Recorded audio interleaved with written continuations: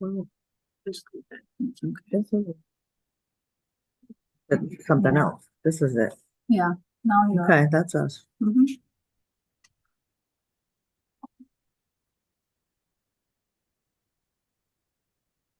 Good now? Should be. Good. Let it go. Oh, regular city council meeting of February 5th, 2025 to order at 7 p.m. Please stand and join me in the pledge. I pledge allegiance to the flag of the United States of America and to the republic for which it stands.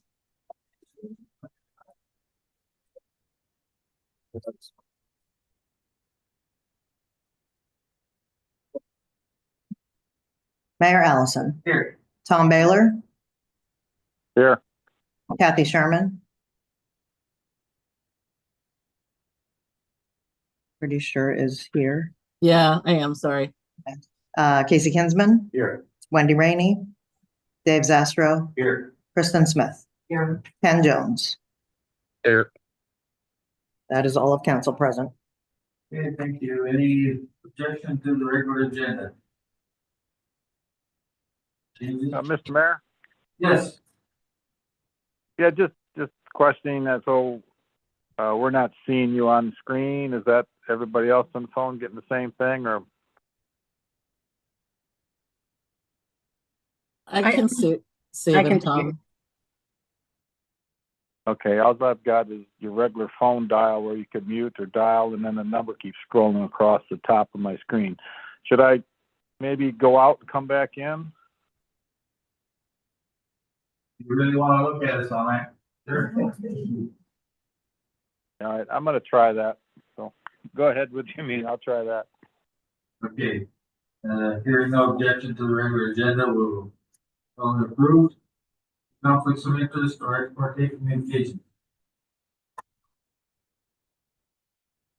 Hearing none. Communications by petition for visitors. We have a couple of guest speakers tonight. Blake Phillips from Alaska Permanent Capital Management. Blake online? There you are. Yep. Okay. Sorry, I was trying to unmute there. Yes, sir. Where's yours? Great. Would it be helpful if I went ahead and shared the presentation that is in your packet? Probably, yeah, for there's Sure. 15 people in the audience or so here. I sent a request.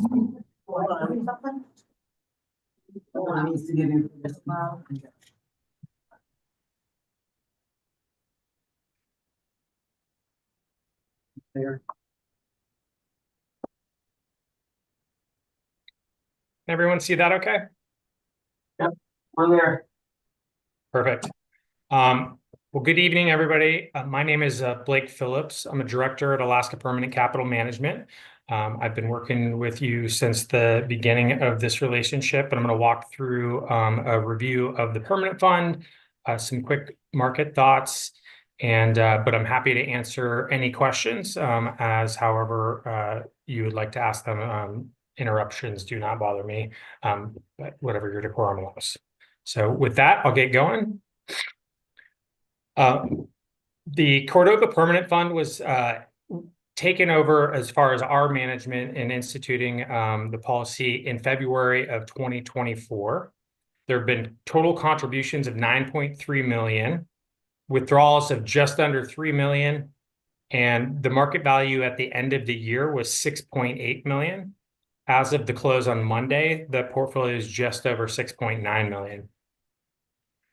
The return from February to the end of the year last year was 8.5%. And I'll give you a little bit more depth on the asset allocation a little later. On the right, you can see some highlights from the investment policy that governs how the fund is run. The main points being it is intended to provide a continuing source of funding for capital and operating expenses of the city, and assist in minimizing the tax burden to the citizens of Cordova and preserve trust assets of the city. The goals are stated as with top objective being maintain the purchasing power of the fund's corpus. So that's going to ensure that inflation doesn't eat away the purchasing power over the long term. In this short amount of time, we have had this policy instituted, or this investment policy instituted. The account has achieved a real return of 6.3%. So that's the in excess of the inflation that has achieved, which would imply a 2.2% inflation on a real basis. So far outweighing that one, and then attain a market return throughout the budgetary and economic cycles. This is another chart that we're going to see over time as we review, but you can just kind of see how this fund balance has kind of been affected over time. As we get longer, you'll start to see, market performance for full calendar years, et cetera, down below, but rather short timeline at this point. Okay. What you can see here is the performance of the portfolio versus the strategic benchmark over various time periods. Again, this is a rather short time horizon at this juncture for a long-term portfolio. But you can see since inception, the portfolio returned 8.5%. This is right in line with the strategic benchmark. And then you can kind of see that broken out across the quarters. So this is really important, and I'll just kind of refresh everyone on like the philosophy of what we're trying to do here. The most important thing to us is having that right strategic benchmark, strategic allocation that is going to be able to achieve our goals over time. And so that's why we display that strategic benchmark. We're not looking to, hit it out of the park and far exceed that orange benchmark, but we shouldn't be underperforming it by any real amount either over time. Either way would indicate that we're deviating from that plan that we put into place. And so really that's why we provide that benchmark to you, so that you have a yardstick that is pertinent to the portfolio and gives you, some good way to measure over time.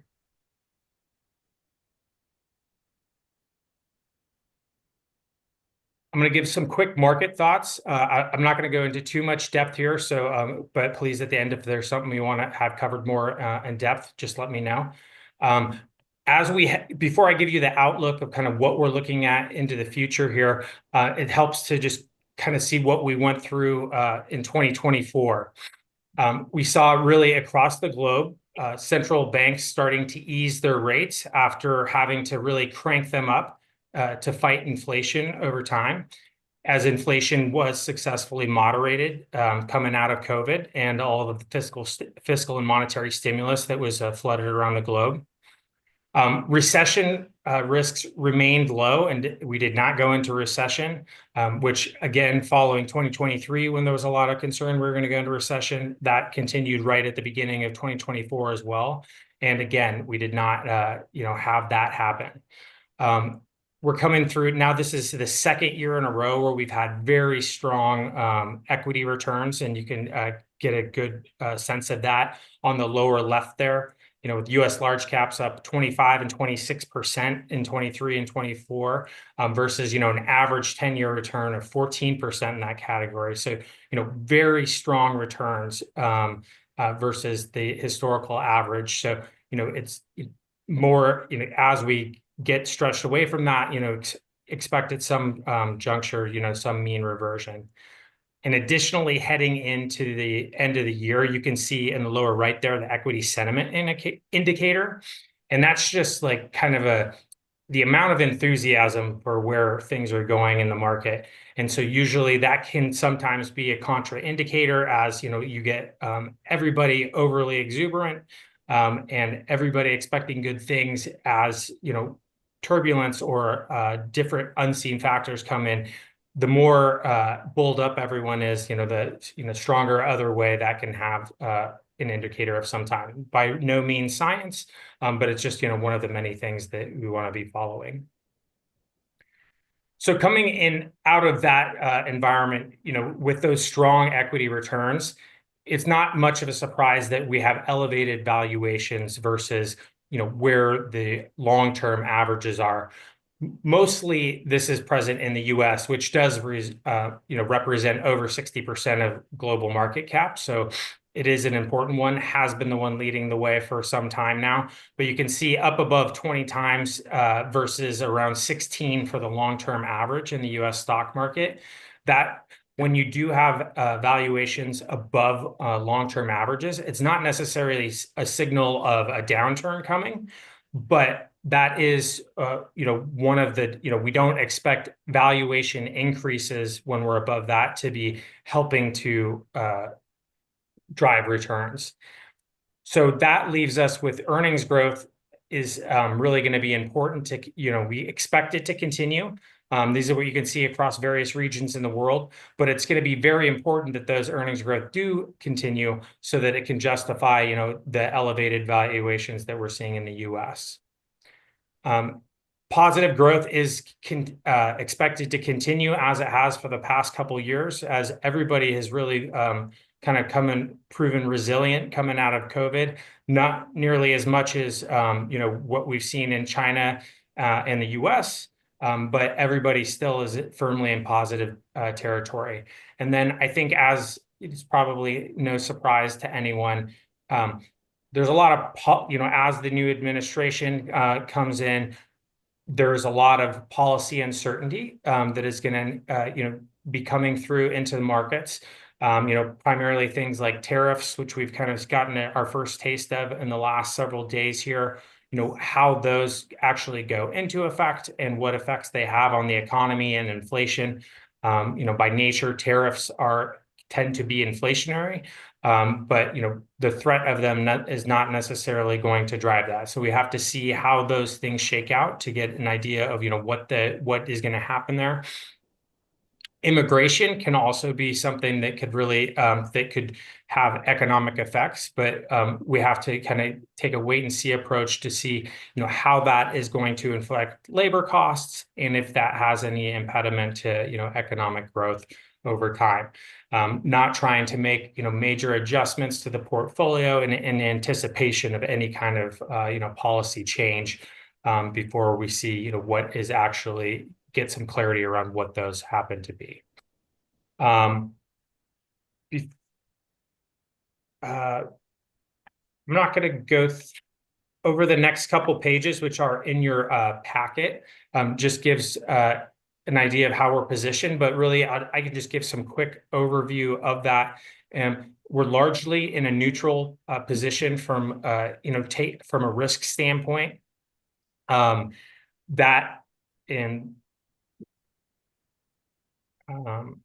That's what this is coming into the end of the year before some rebalancing. But essentially, when I say we're in a neutral risk position, we're pretty much right in line with where our equity targets are, and that is kind of related to what we saw. We still expect strong earnings growth, positive economic growth.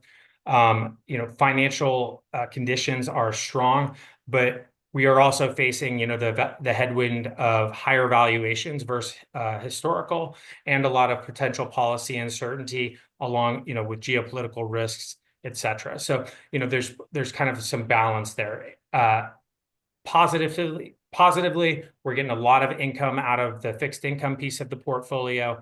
That yield is up near 5%, whereas, just 3 years ago or so, that was probably looking more like 2%.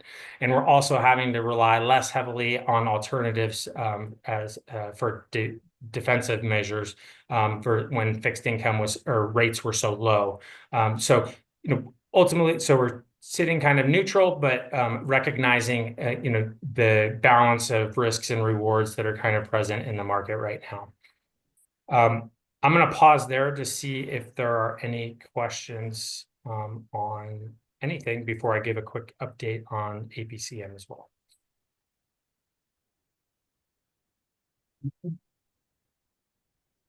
Here online, any questions?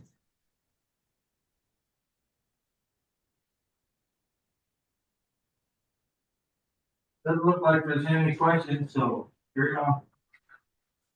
Okay, great. Well, I just want to leave you with a couple final thoughts. Every year we redo our capital market expectations, which is basically our estimates for how different asset classes are going to go, which then gives us our estimates for how the portfolios are going return versus what our goals are. So at the next time we have a meeting, we'll do, I'd like to do an annual strategic review for you. And we'll be able to integrate any of those and plus any, potential changes that are coming from the city side. We're also continuing to expand private market offerings. That's something that we could potentially look at down the road once the portfolio, is potentially, slightly larger and can deal with the kind of different minimums and liquidity needs that are caused from that. And then finally, this has been, I notified Sam before this went public, and this has not happened as of yet, but our CEO, to just give a quick, brief history again, Dave Rose, who is the first executive director of the Permanent Fund, started our firm in 1992 to do exactly what we're doing here today, which is help provide financial and investment expertise to public entities around the state. A couple decades ago, he passed that down to his son, Evan. And Evan has been our CEO and stewarded us over that period. Evan is reaching retirement age, and so we have been doing succession planning, over the last several years, and kind of have found a partner who is an Alaskan company called Blue Umbrella that is going to be acquiring the majority of Evan's share and taking a majority control of the ownership. Evan Rose will remain at the company for the next 24 months. And in addition, he's continuing to be a shareholder along with other employees in the firm.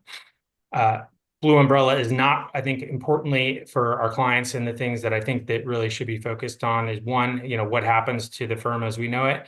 And that answer is it stays the same. Our only goal coming out of this as far as change goes is potential source of additional reinvestment into the firm. They're all major personnel, including myself, are staying in place, and this firm is, intends to be very hands-off. I think what resonated the most with me in meeting with the new ownership group is, their statement that we're not trying to break something that works, and so there should be no change in how we interact with each other or any other thing along those lines, and that's really like our number one focus is to make sure that is very clear. And with that, I'm happy to answer questions on anything I presented or otherwise.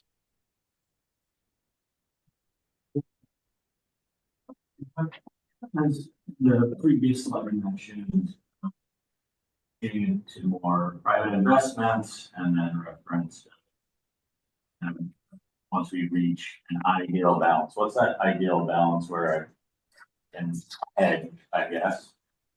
Yeah, so really when we start looking at private investments, there's, one of the big hurdles is that the minimum investment size that some of these private funds require. And so that is often, probably in excess of $1 million. And so the allocations that when we institute, like I say, we instituted a private equity allocation within the permanent fund, that would probably be between 5 and 10% of the portfolio. And so if we're looking at $1 million on a $10 million portfolio, we are immediately at that allocation. And really it's a very, you need to go through a very prudent, diligent process just as we would, with diversification within the, the liquid side of the portfolio that we can publicly trade. We want to get the same kind of diversification and risk, spread that we do when we go into private equity. And so we have vehicles that will, invest over time, but we don't want to have, just as we don't in the public portfolio, we don't want to have a concentration like where all of the portfolio goes in 2025 or any one year. We want to have spread by investment years. We want to have spread on regions and sectors. And so given the fact that we can't go and, publicly trade these things day to day, it takes 2-3 years to get up to speed on that, and then so it just takes like literally some kind of bigger size in order so that we can properly allocate it and deal with those minimum sizes. And then when we get these reports, will that private investment, we'll be able to track that separately and see that growth separately from public. Yeah, and we would integrate it and treat it just like the other pieces of the portfolio, but there are nuances from just an administrative and liquidity standpoint on how we have to make. And then another piece, which, you know, could potentially really be introduced potentially sooner than even private equity due to size reasons, is in the private credit space. That's something that we're also looking at, and has really been a space that has been expanding in the last several years. Largely due to banks like really pulling back from lending in a lot of areas and private capital stepping in to fill that space, which has led to some, you know, if you're prudent about it, some, you know, good return opportunities, you know, that are, you know, higher than what we might be able to get in the public markets. Anybody else? Questions? Online, any questions, comments? Mr. Mayor? Yes, go ahead, Council Beta. No, I just want to give you a shout out and a thanks for this information. It's very clear, very precise, easy to understand. I think probably for everybody in the room, this is unlike what we were used to getting. So I appreciate getting this information and you keeping us informed. And so far, you're doing a great job. Thank you. Thank you very much for the feedback. Very much appreciate that. And also just want to make sure, you know, if there's anything that you'd like to, that you feel is not being covered in our materials, or anything, we are happy to like really, you know, customize these materials just as we do your portfolio. And it's, you know, our goal to give you the best information set that we can so that you can utilize that in the, you know, making any decisions about these funds. And yeah, so anytime there's any questions, Sam knows right where to find me, and hope to try to make it down there in person to give you a strategic review later in the year. But in the meantime, happy to be of service however I can. Mr. Mayor. Yes, go ahead, Kathy.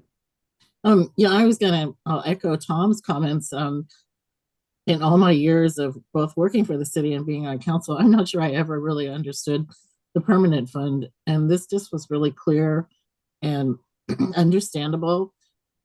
And I'm, you know, that's not my strong suit, but I really appreciate the graphs and the presentation.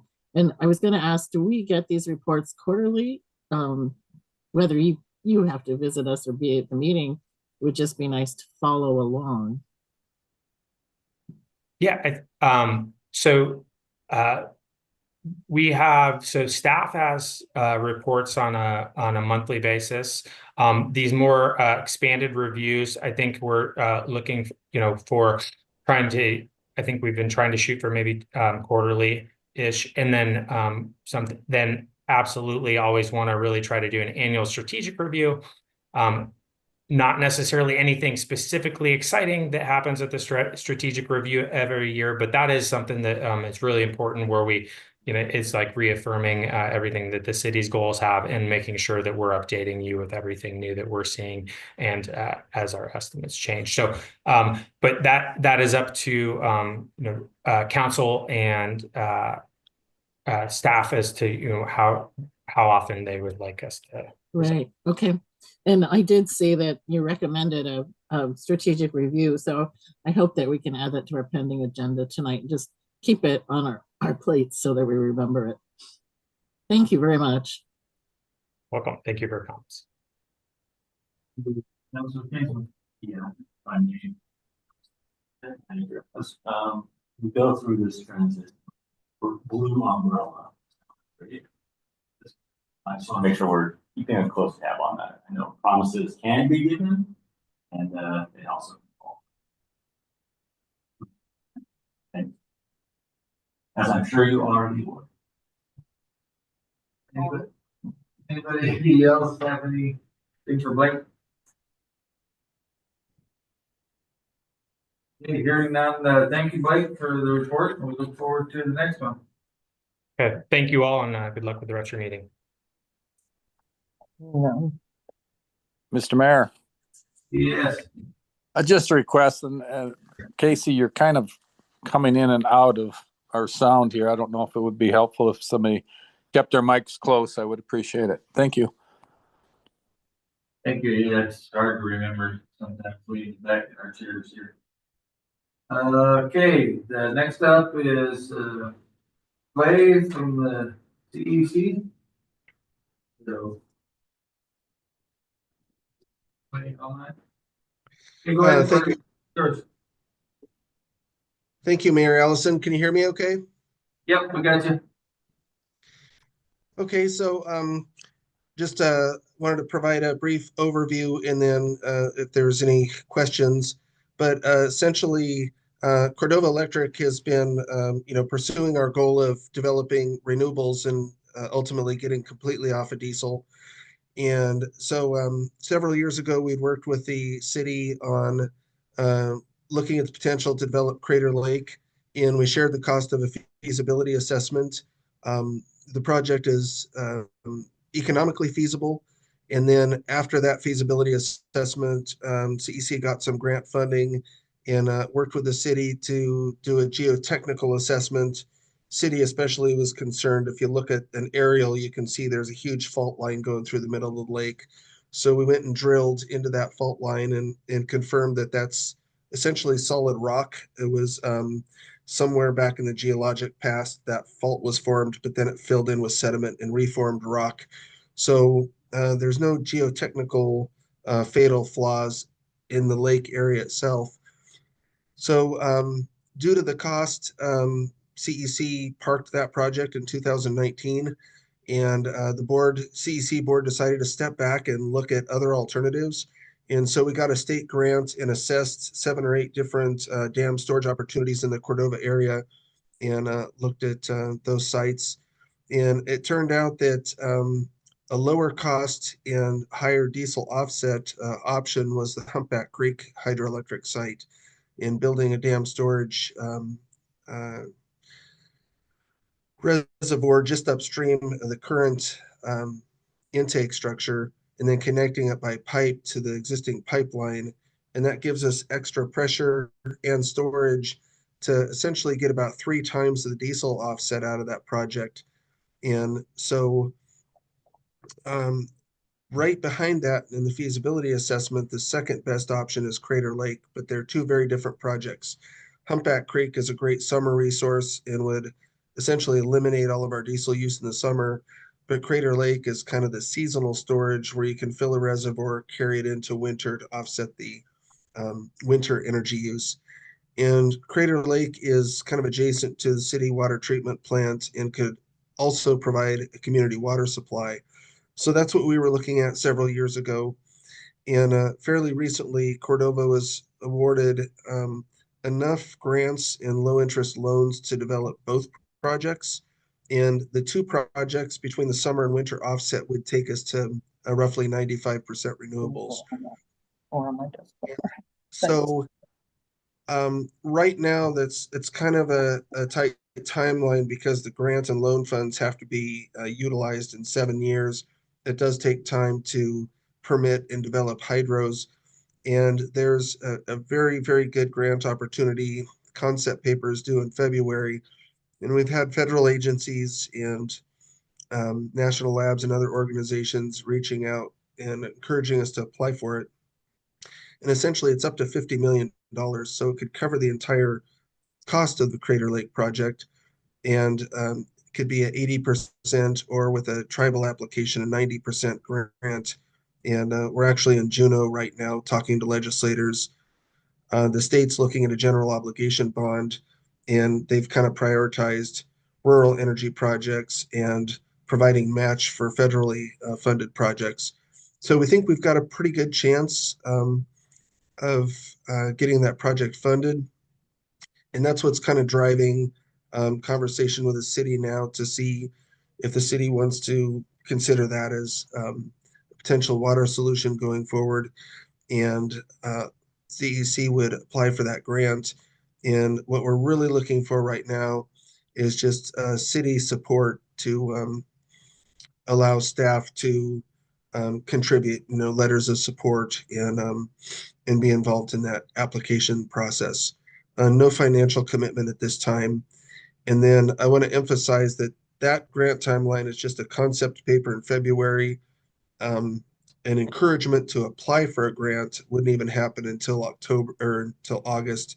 And so that's a ways out. In the meantime, CEC, partly due to our funding and just partly due to the way that we like to consider energy projects, would be conducting a pretty exhaustive community benefits planning process that involved stakeholders, adjacent landowners, around both projects as we develop them. And that's about a 1-year process. And by then we could have some of the permitting and pre-permitting and a little more detailed feasibility assessment done. And so that's what I wanted to bring to your attention. And this regular meeting would be, coincide, I guess, with that February 27th concept paper. So I kind of outlined this in the memo, but would be glad to answer any questions. Clay? Listen. Yeah. Excuse me. Thanks, Clay. I just wondered, I might have misheard you. I thought you said the CEC was awarded enough grant and loan money. That's correct. So, but it's a combination of grants and low interest loans. And I think CEC is very much in the same situation as the city. CEC has made substantial investments in improving our existing hydros and investing in new higher efficiency and much lower emissions diesel generators. And that's been very successful. That 15.5% rate increase, we offset 14.5% of that just with diesel savings.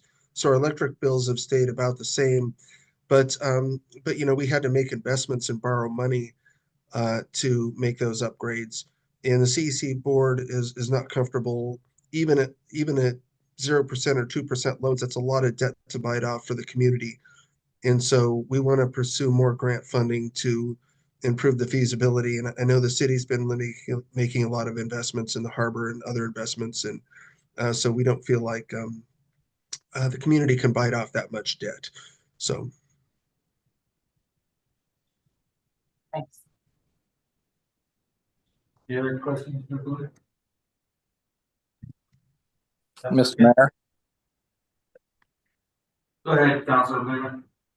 Yeah, well, I just, when you say it's financial feasible, the project, but it really isn't unless the first study, it isn't unless the city gave 48% of it. This thing does not stand on its own unless somebody pays for it all. So I don't know how feasible that really is. And you talk about having meetings. I mean, you guys spent $1 million on this project already. You would think that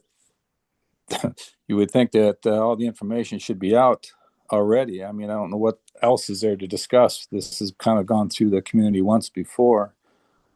The city's in a tough spot. We've got some great needs for our infrastructure, and probably one of the biggest ones that are going to have to be addressed is our wastewater treatment facility. And that's going to be taking some grants and some funding from us. I'm not so sure that it's wise for the city to put their name on another grant for a water supply that we already have. I'm not sure it needs to be upgraded, maybe a little upgrading, but we already have that water system. If Cordova Electric does put this hydro, we have no idea what it's going to cost us to recoup that water and put it back in our system. You guys have never been able to even give us a thought or an idea on that cost. So there's so many unknowns. I mean, I'm all for Cordova Electric going out and trying to get their funding, but I'm a little leery about the city putting their name on it. I think we need to focus on maybe getting some grants for our own infrastructure. So that's my concern. If we start focusing on something else and you go down to Juneau or wherever it is, federal funds, and they look, we just gave you probably 40 million to do this hydro project, and now you want another 10 million to redo your wastewater treatment facility. So those are kind of my concerns about this. I support Cordova Electric going off on their own, but I would not be in favor of putting the city's name on it. Mayor? Yeah, go ahead. Who's on that?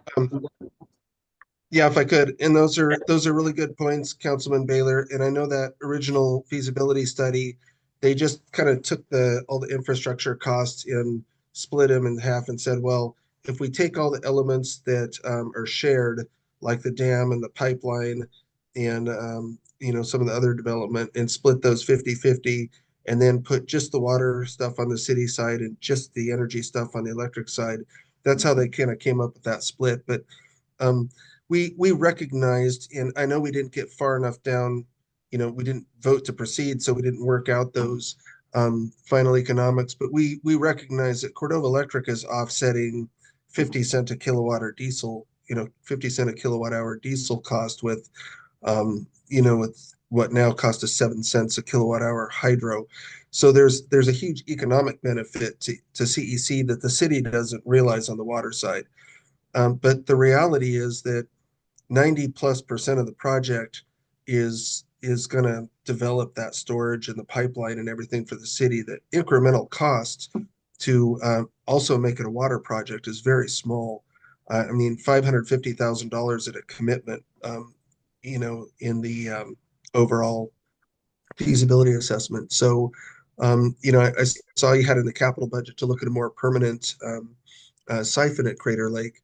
This would be, 100% or 100-year durable infrastructure that would be hundreds of millions of gallons of storage. And just in a preliminary conversation with staff, we also recognize that there's some city water tanks that are kind of at end of life. We can include more city elements, water elements in the grant application to, I think, substantially keep, the financial burden off the city, but still resolve the water supply. And most of it being federal funding, it's still not a big impingement on the state.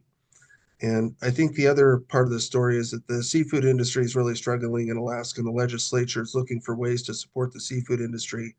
And we've been working with the local seafood industry, and there is interest in expanding into shoulder and winter season processing.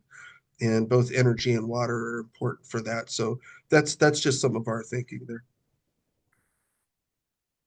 And again, there's no financial commitment, but I do understand that there's only so much to go around, and when you ask for one thing, that might impact asks for other things. Yeah, a couple points. One, while we have you on, what are the risks of this project as you see them? I mean, you painted a great picture of saying that this is good and nice, but there are risks associated. Yeah. So it's a good question. So developing hydro, some of the big risks are regulatory risks. The longer it takes to get the permits and the more you have to invest before you actually start realizing the benefits is a risk. And those interest and the cost during construction can really pile up and hurt feasibility. There's construction risk, which is just access in the actual constructability of a project. And then there's technical risks. So, comparing the two projects, Humpback Creek, for example, it's much lower construction risk with Shepherd Point Road being built. That whole site is pretty much accessible now. Fairly low technical risk. It's good quality rock. These are very low elevation dams that aren't really technically challenged. But the permitting risk is higher on Humpback Creek because that's a federally licensed project. Landowner issues, anadromous fish issues. So that has a little more risk, especially construction timeline and permitting timeline risks on Humpback Creek. Crater Lake has very low regulatory risk. We already got a non-jurisdictional determination, so it can be licensed through the state dam office, safety office.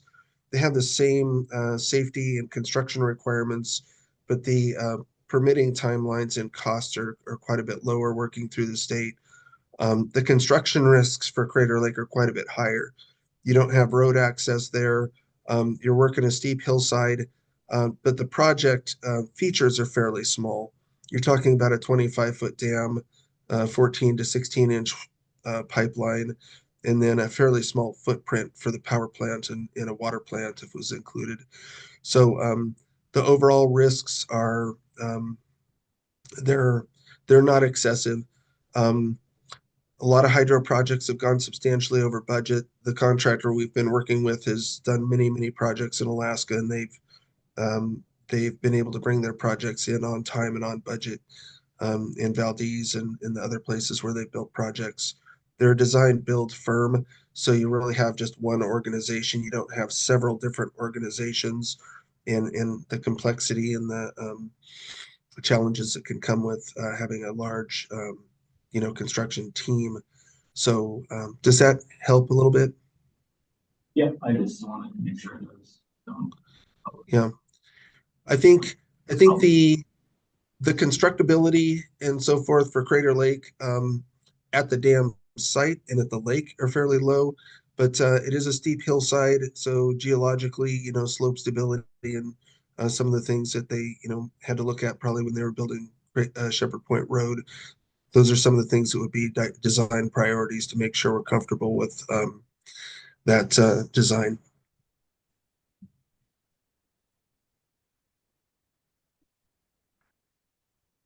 I loosely follow up, going along risks, and I have a question about you referencing that this is a renewable option for, I can't remember the way you put it, our off season. Maybe speak to that and explain that. I know Crater Lake freezes up and flow of water is how we get hydro.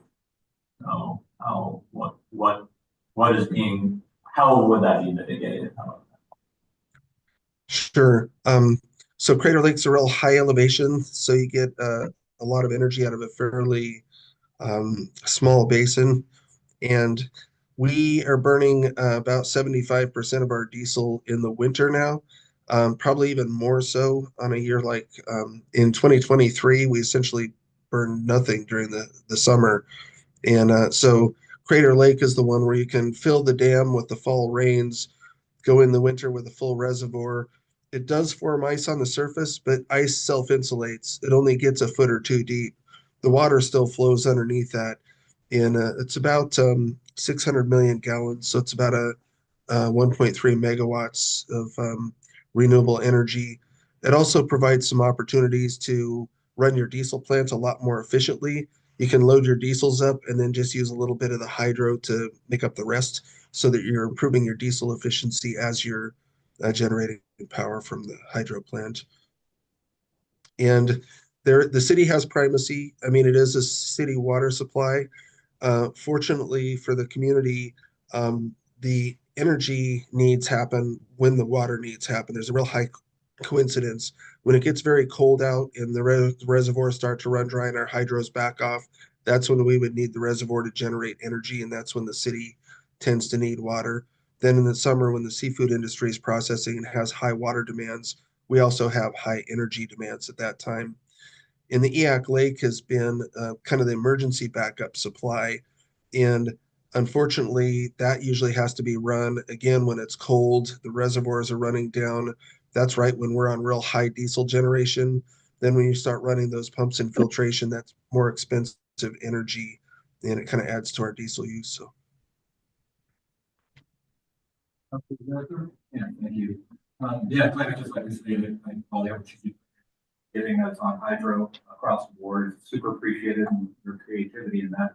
I have a question though about the 2016 study that's laid out in the executive summary. It talks about the very first item under geologic survey work that no data plan was determined, but it would take a significant determine if it's truly feasible. So I guess my question is, with the funding you received in 22 and revisited all those sites, was there additional field work done for Crater Lake?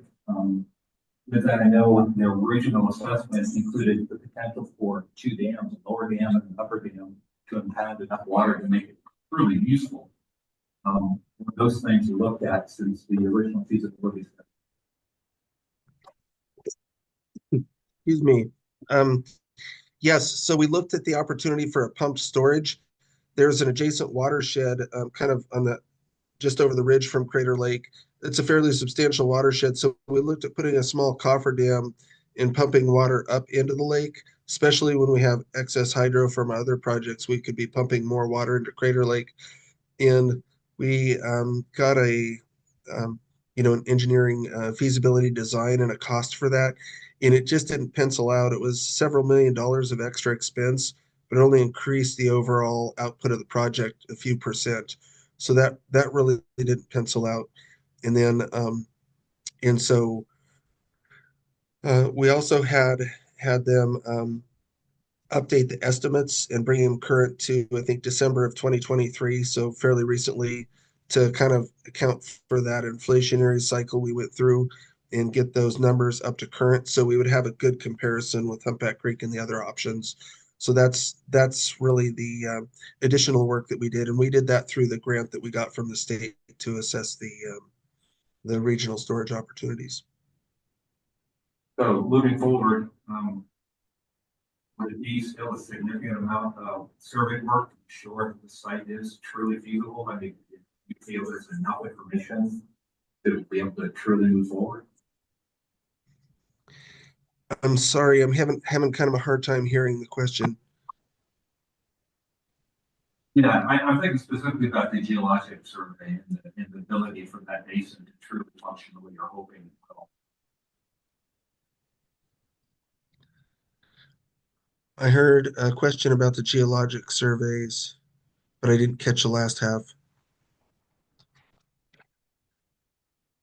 Yeah, the sound coming from council members at the desk is really echoed and not very clear. Is this better, Clay? Yeah, that's better. Okay. Yeah, I guess I'm just trying to get at the conditions on the ground, geologic surveys that you had done in 2016, what new information you might have found since to truly be able to say this is a feasible project with the conditions in that basin on the ground. Oh, okay, yeah. So what we did is we actually did core drilling and geotechnical assessments. So we drilled core samples across the dam site. We drilled core samples down into where that fault location was. And, it's a 150-page geotechnical report. I'm not a geological engineer.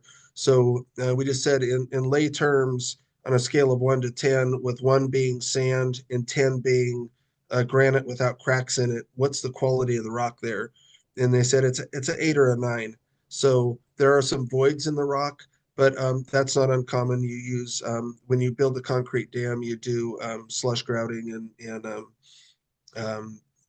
curtain grouting to fill those voids and basically make it a solid consolidated rock. So it's high quality rock.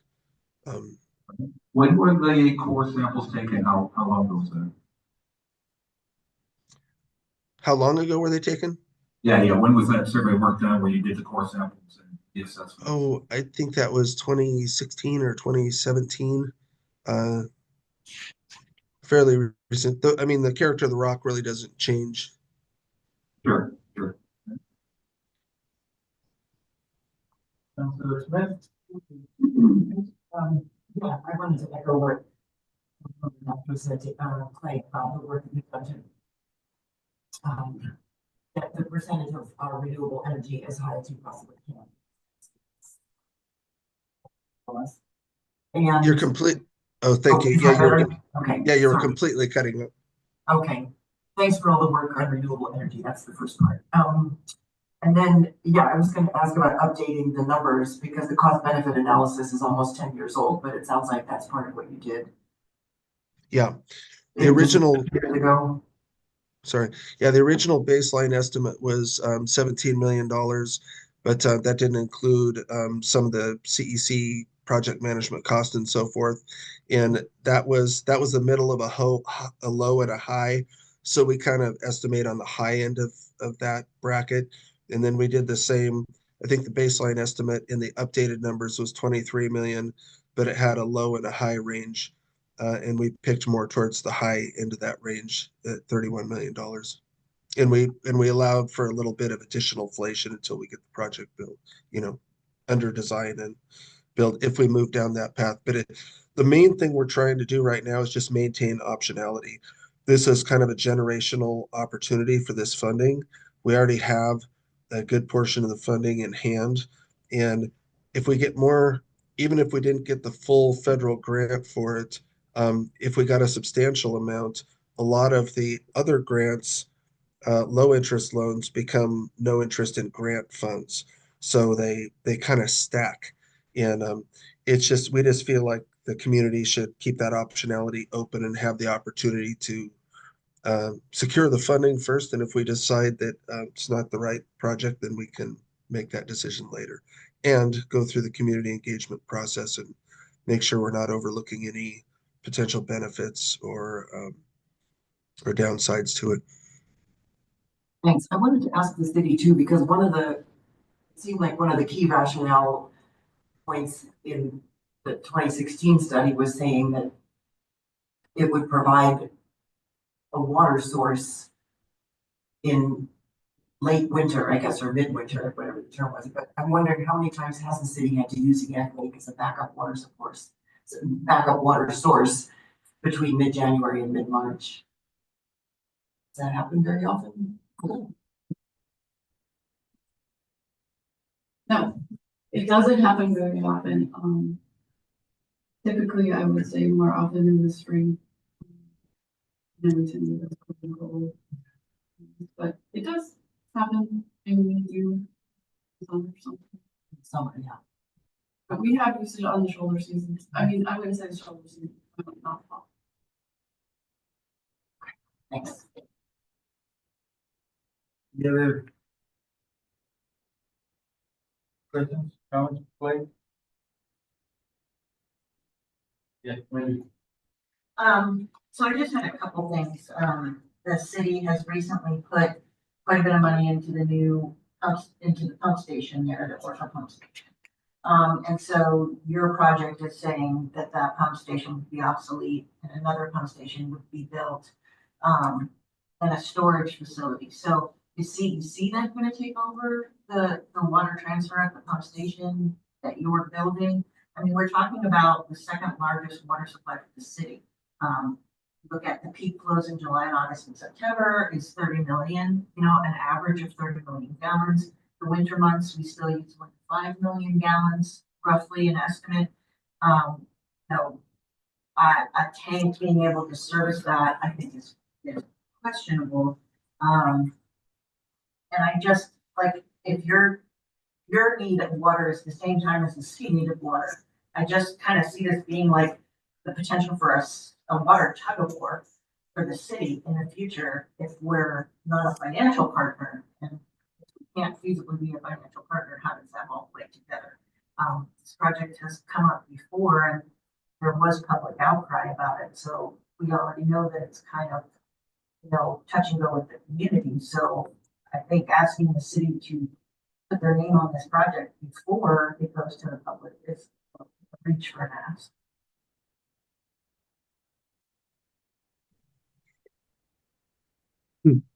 Yeah, I don't want to misspeak on the water. I know that when the LT2 upgrade was in progress, that the Orca treatment plant that was there, I know there was a discussion of oversizing the UV treatment there. I know that some of the idea was that some of the treatment could be relocated into a water treatment plant and repurposed there. And I mean, it could largely eliminate the need to have that other building. It would basically be replacing the existing water treatment and relocating it into the power plant. The idea is that the water would come down, we take the energy out of the water, put it into a cistern where it could be treated, pumped into a storage tank, or injected into the city system. And yeah, there are some community concerns, and there's both the community engagement process, but then there's also the permitting process where and that's even a very short permitting process is at least a year. So that requires public hearings and input. And again, the main idea is just to maintain optionality so that we at least have the option to develop the project if the city and cooperative want to. And we've looked at, we've assessed hydro, but we've also done very deep and broad assessments on other renewables opportunities, and water is just our feasible resource. It is expensive on the front end, but hydro's the one resource where the price drops dramatically once the debt service is paid off. The operations and maintenance is so low. So that's why it's been such a strong focus for CEC, is that we just have a good water resource. And I would say, to Kristen's point as well, we've seen through the operation of our plants, the weather has gotten a lot more dynamic on both ends. We're seeing a lot more severe water events on one hand, but we're also seeing droughts. And this helps kind of stabilize the water supply. At Humpback Creek, it's an opportunity to help mitigate downstream floods and droughts for the salmon and so forth. And then again, it's that stable. Crater Lake offers the opportunity to have a substantial, it is a large community water supply, but right now you can only use that water when it's actually flowing down the creek. But when you're storing 2/3 of the entire watershed's annual water, now you can use that water when you want to. You can carry it over to another season. It's literally enough water to pretty much meet the community's needs for a whole year. And on the energy side as well, even though it doesn't meet all of our needs, it is kind of a baseline emergency supply. So those are some of the positives. And so I'm not sure if I answered the question, but Any other questions, Councilor Kinsman? Yeah, just for me in closing, what was the new number that you said for 2023? $31 million. The two projects are roughly the same cost, $31 million. A piece. Yeah. You referenced that you have funding for the majority of that. How much funding do you have, or are you feel that you have allocated of that $31 million? Well, we have $10 million in grants and the balance in 2% loans. So you have grants for a third of it. Yeah. 1/3. 1/3 of one. Of one project, yes, correct. Yeah, some of that, the 5 million of that is specific to the Humpback Creek.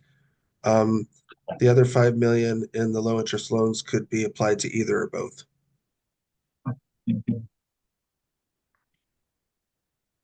And Sam, do you know off the top of your head what when our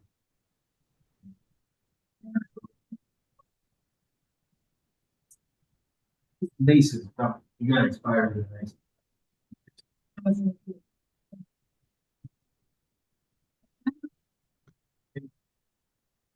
115 years, it's coming. I think Also, that changes. Here in the index. Then the roll changes. yeah, so we, get that on our list of things to do. Replace that, 10 years, it seems like a long time, but.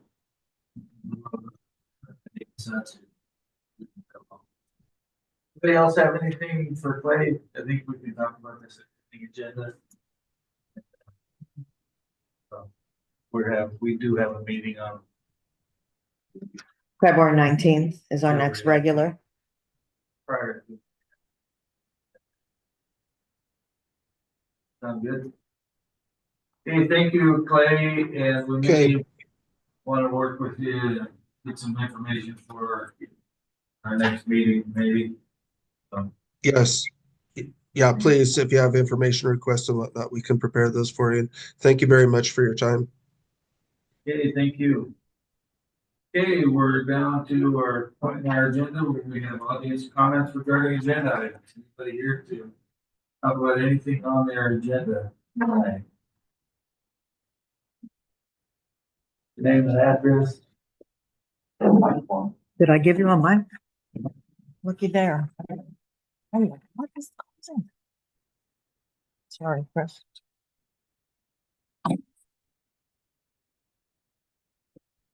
Good evening, Chris Bowen, 607 Bird Street. I have a property that I'm trying to lease from the city. I think, it's pretty much, speaks for itself that, I'm just asking that the city or, the council might direct the city to do direct negotiation. This property has been up, for, available for lease for years and years. And, I know in the past, council has, requested for, request for proposals, but, I feel with the property is, very limited in what you can do on it. And, I just like, to move forward sooner than later. So maybe, I'll be able to use it for a little bit longer due to its, short usable season. So thank you. Anything else, any agenda items? All right, hearing none, we will move on, then chairpersons, representatives, boards and commissions, we have anybody from the hospital board, other boards, commissions. Hearing none, we'll move on then to the council report, we don't have one this time. So the consent calendar is before you. On the consent calendar, Wendy Rainey, Yes. Kristen Smith, Yes. Tom Baylor, Yes. Casey Kinsman, Yes. Kathy Sherman, Yes. Ken Yes. Jones, Yes. Dave Zastro. Yes. The consent calendar is approved. Thank you, is our minutes in there. Have no bids or contracts this time, so we'll move on to reports of officers. Mayor's report, this one just finished up, let's take this time to thank the Ice One Committee, Kelsey and Leah and all the others involved. With that, many events, congratulations to the participants and winners of all those events. It was a good weather week, good week all in all, and everybody. And that's so. For that, don't have anything else. I will be gone all of next weekdays, Monday through Friday. I'll be gone next week. But if we do have a meeting or something, I should be able to call in. Guarantees there. Anyway, any questions? Manager's report. Okay, Tommy, let me know if you can't hear me. I have a few different things. First I want to say that I from on the fund, and I really appreciate all the city employees and participants from the city that put into the parade, and the dunk tanks, put on the games. The city had a very big part of Ice Room, and everyone did a really great job. And to those brave souls who got in that dunk tank, I don't care if it's heated or not, it was still a very big thing to do. So I do appreciate all that, and I just want to make sure that do that. So we have been working on a few things, very involved. So the acting fire marshal, which is Chief Derek, and Teller, who is our EMT and is out of town, who is we've been working with a volunteer fire department. And we've been having kind of two parallel discussions. One is about the roles and responsibilities. It hasn't been done in a very long time. It seems like, it's a good time for us to start looking through that. The second thing we've been working through is I want to say preemptive, but we are going to have a shortage of EMTs this summer. Our policy is to run with lead EMTs who have accepted the responsibility to run the ambulance. They're in charge of it when it goes out. And we have a limited staff. We have 5 on staff right now, 2 that are injured and off, And then in the spring or summer, sorry, we use the.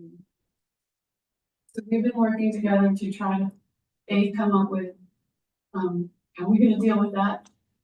Quarter 3 and 4, because that's really when it's affected, which of course is the big thing for ambulances, as well as everyone else. And trying to develop a contract with a professional, emergency management company where we can say, hey, 3 of our EMTs were in the car together and they got in a car wreck and now they have broken legs. We don't have any EMTs. Can we get help on this kind of short-term notice? So we've done that with engineers, which is a little different thing, but it's just an on-service contract where we agree to a certain amount of money that we will have available, and they agree that they will help us if all the circumstances are correct. And all their EMTs are broken next year. But it's just a preemptive. But the real thing, the other thing we're really trying to work on is how do we fix that issue this summer. So we've been talking with the same emergency management type companies to understand what they can provide for us. We've talked about the temporary position, which was cut at the beginning of the year. We do have 2, 3 fire marshal applications, all with good possibilities. So that's pretty exciting. Lots of experience. So we're pretty excited about that. But I will say that we're going to be looking for scenarios to support this need in the summer. So of course it's going to cost money. That's some ideas we're thinking about trying to manipulate some ideas and do some things, but I just want to give you a heads on that. But we will be coming forward with some needs sooner than later. So that's one thing that we've been working on pretty hard. We met the health service boards, the hospital, our hospital, and MBEs met along with actually a lot of the health MBE tribal council is health service board members. There were also a couple other health tribal members there yesterday. And we have been having discussions. I mentioned this the first time we met. So this is our second meeting, and we're having, again, kind of 2 parallel conversations. One is hospital. One is what NBE needs to do to apply for a grant that will help them secure funding for staff. It's a Bureau of Affairs grant and gets them moving forward and out of the building they're in, which is in a very dire straits right now. They are very concerned about how long they're in. And you will see a land disposal request. Letter of interest will go to P&Z on the 11th. It'll come here at the next meeting. And it's about this grant application. We are also talking about how we keep the hospital in Cordova up and running as NBE is able to expand their clinic and get into a safer place. You know, how do we work together, make sure that hospital stays in place, and NBE will be at the tribal level, tribal council level, we'll be having discussions about what that looks like. So I'll be keeping you guys updated on that and keeping you reported. It's not going to happen overnight. This is a long process for both of these projects, but we are committed to keeping the hospital and providing the best care we can for the community. So as these boards work together, I think it's super helpful to have this communication. You guys are welcome. I can send you the agendas if you like. They are typically, you're gonna have quarterly. Your next one is that's been interesting. And so some really good news. We got our $1 million and 450,000 from there. So right now we're you know, trying to get our ducks in a row and get the money. We're still waiting for 800 from the state. I think it's more state up than any other thing. It's been, the application has been put in and it's just processing. So we're working through getting it all in one place and then getting back to the permanent fund. By the time we have that next discussion, like it will be back into the permanent fund, but I want to do it all at once. Also, I just wanted to say that, the library is moving forward. We will have, all our hours and regularly scheduled programming will be the same.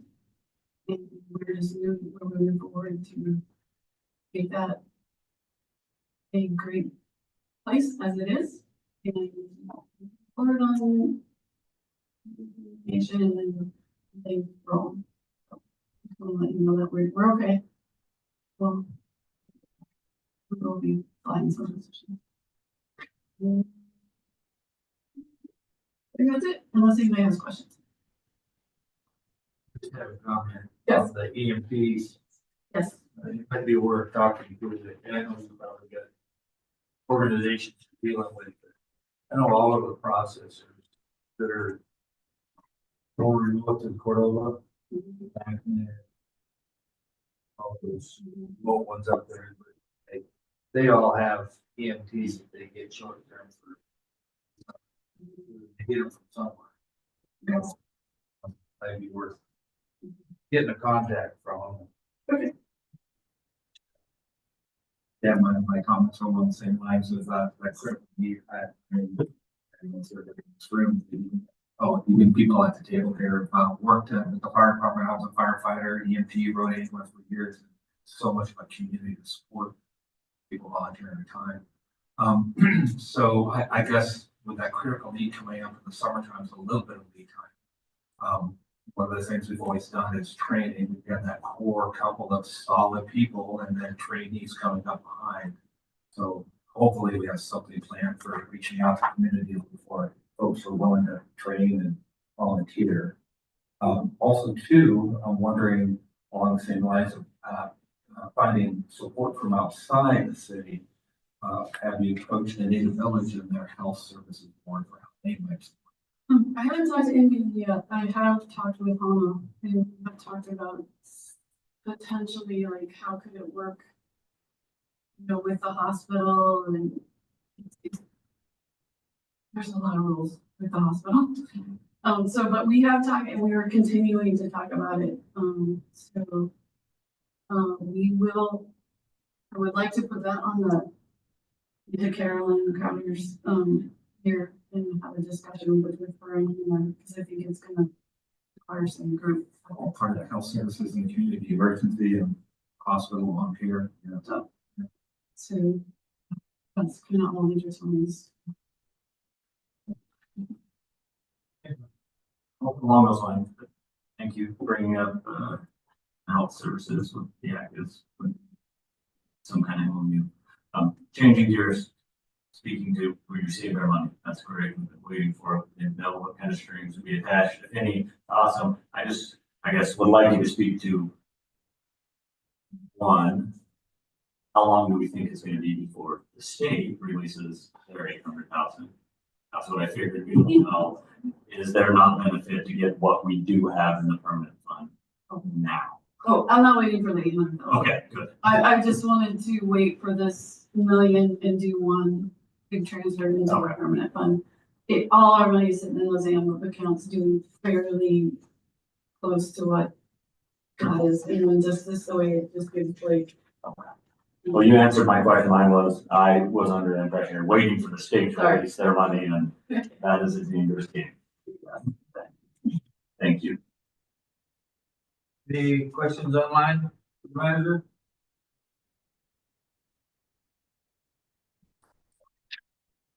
Anybody else for your table? Thank you. Okay, we'll move along to the clerk's report. We've been working hard on the election and the declaration of candidacy closed yesterday. Maybe everybody knows, I guess I should just say it out loud once. These are who are running, whose names will be on the ballot. Mayor is obviously one seat, and Kristen Smith is running, and Jason Barnes is running. 3 city council seats, and there are 5 declared candidates. And you know how we're doing that, just top 3 vote getters, like the other boards now, that got changed at our last election, that charter change that was approved. So 5 running: Ken Jones, Aaron Hansen, Deborah Adams, Michael Mickelson, and David Allison. School board, 2 seats available, 4 people have declared: Emma Merritt, Grafton Shakora, Terry Stavig, and Kate Trudeau. And hospital services board, both incumbents are running, and that is Shelley Kosen and Annie Linden.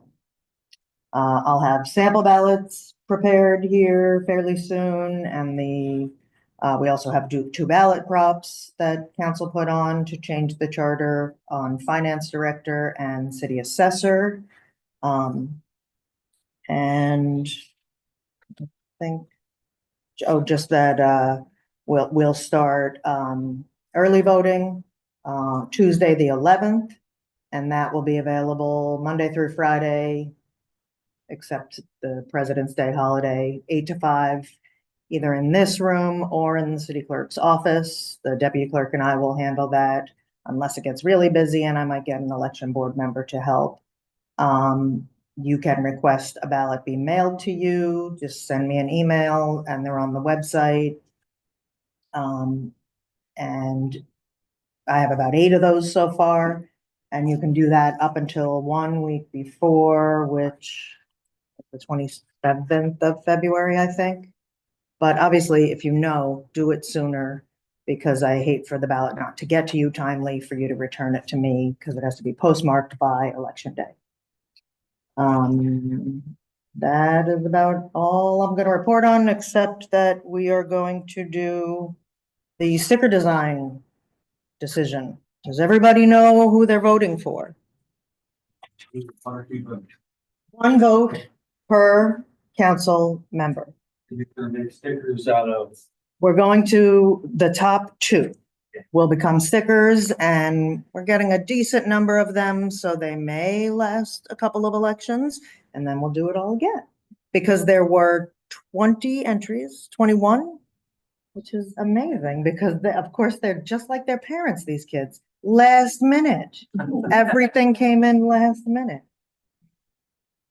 Susan, is there any way to reach out? I don't know if it's appropriate for the city to do this, but to reach out to either the paper or the chamber and to get a community forum for the candidates. Besides their biographies, there's no opportunity for the community to ask questions of the candidates. The mayor, there's 2 candidates for mayor, there's a group for city council, there's a group for school board. We have the theater. I sent Kathy Renfeld that email today, and she said she's getting in touch with I think the newspaper and maybe one of the radio stations, or both, who have jointly done it with her in the past. So yeah, that sound like they're on it. Yeah, there's no requirement in code for me to do any kind of a pamphlet. That would definitely upend our timelines for elections. Not that it can't be done. But I think We don't even have bios. We don't have anything. be able to ask questions for these positions, and I think that would be. So I'm hoping that does happen. And now that you've made it even a little more public, maybe those entities will be pushed to do it. That'd be great. Okay, so do all the council members have the numbered piece of paper, including everybody online? The piece of paper, we sent it in an email with 6. City staff pared it down to 6 by voting over the last several days. Okay, am I just going to call on you and you will tell me your choice? So here we go. Tom Baylor. Which are you picking of those 6? Number 4. Number 4. Ken Jones. 4. Ooh. Dave Zastro. 1. 1. Kristen Smith. We needed to pick 2. Sorry. 1. Didn't Colette send an email yesterday? I know. Didn't it say 1? As much as I love the idea of fishing for votes, I'm gonna vote for number 3. Okay. Great. Casey Kinsman. Or 4. Wendy Rainey. Well, I mean, obvious choice is number 2. 2. It's an orca. Kathy Sherman. You're gonna get all different answers. Yeah, I see this. Number 1. Okay, number 1. So that helps me because now 4 and 1 are the 2 winners, right? And we were going to go to the audience. I'm sorry, audience. We were going to let you guys be the tiebreakers. So number 4 and number 1 are the 2 winners. And am I saying who they are right now? And then we'll get it out on Facebook and everything. So number 4, who got most votes, is it Gregorio Landalus? Gregorio Landalus, 3rd grade. And then, and he titled it EAC. And then number 1, who was 2nd place, Rory Ensweiler, 4th grade. And is Rory a boy or a girl? Boy. His is called Moose in the Mountains.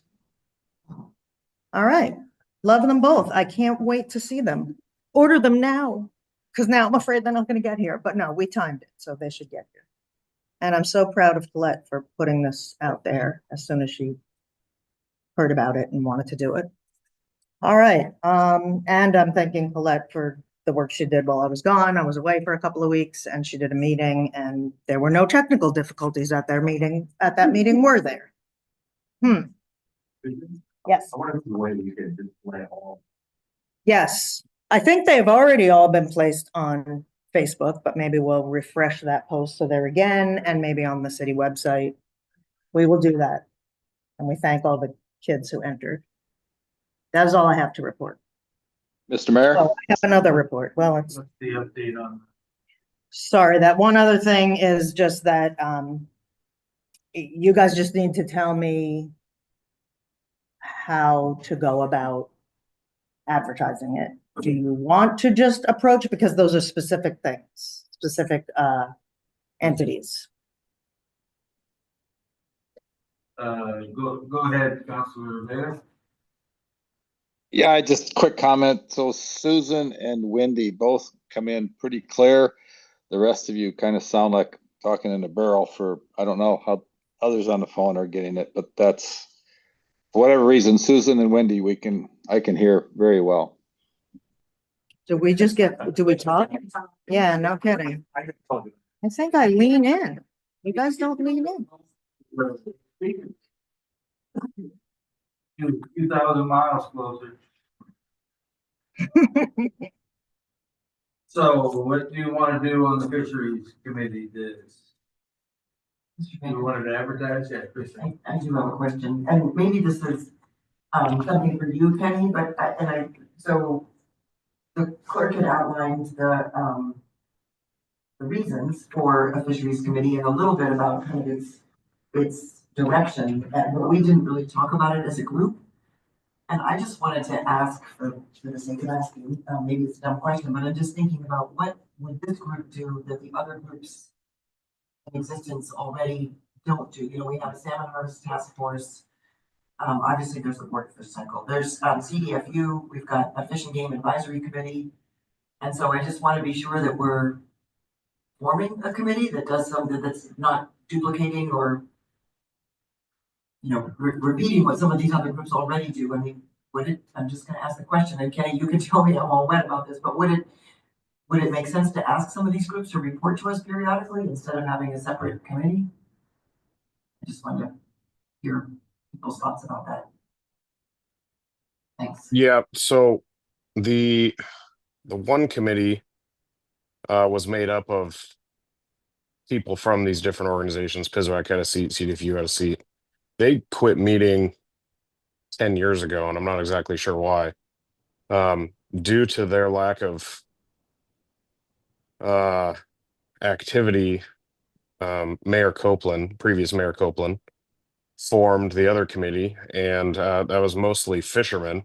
who were trying to get some city support for opening some new fisheries.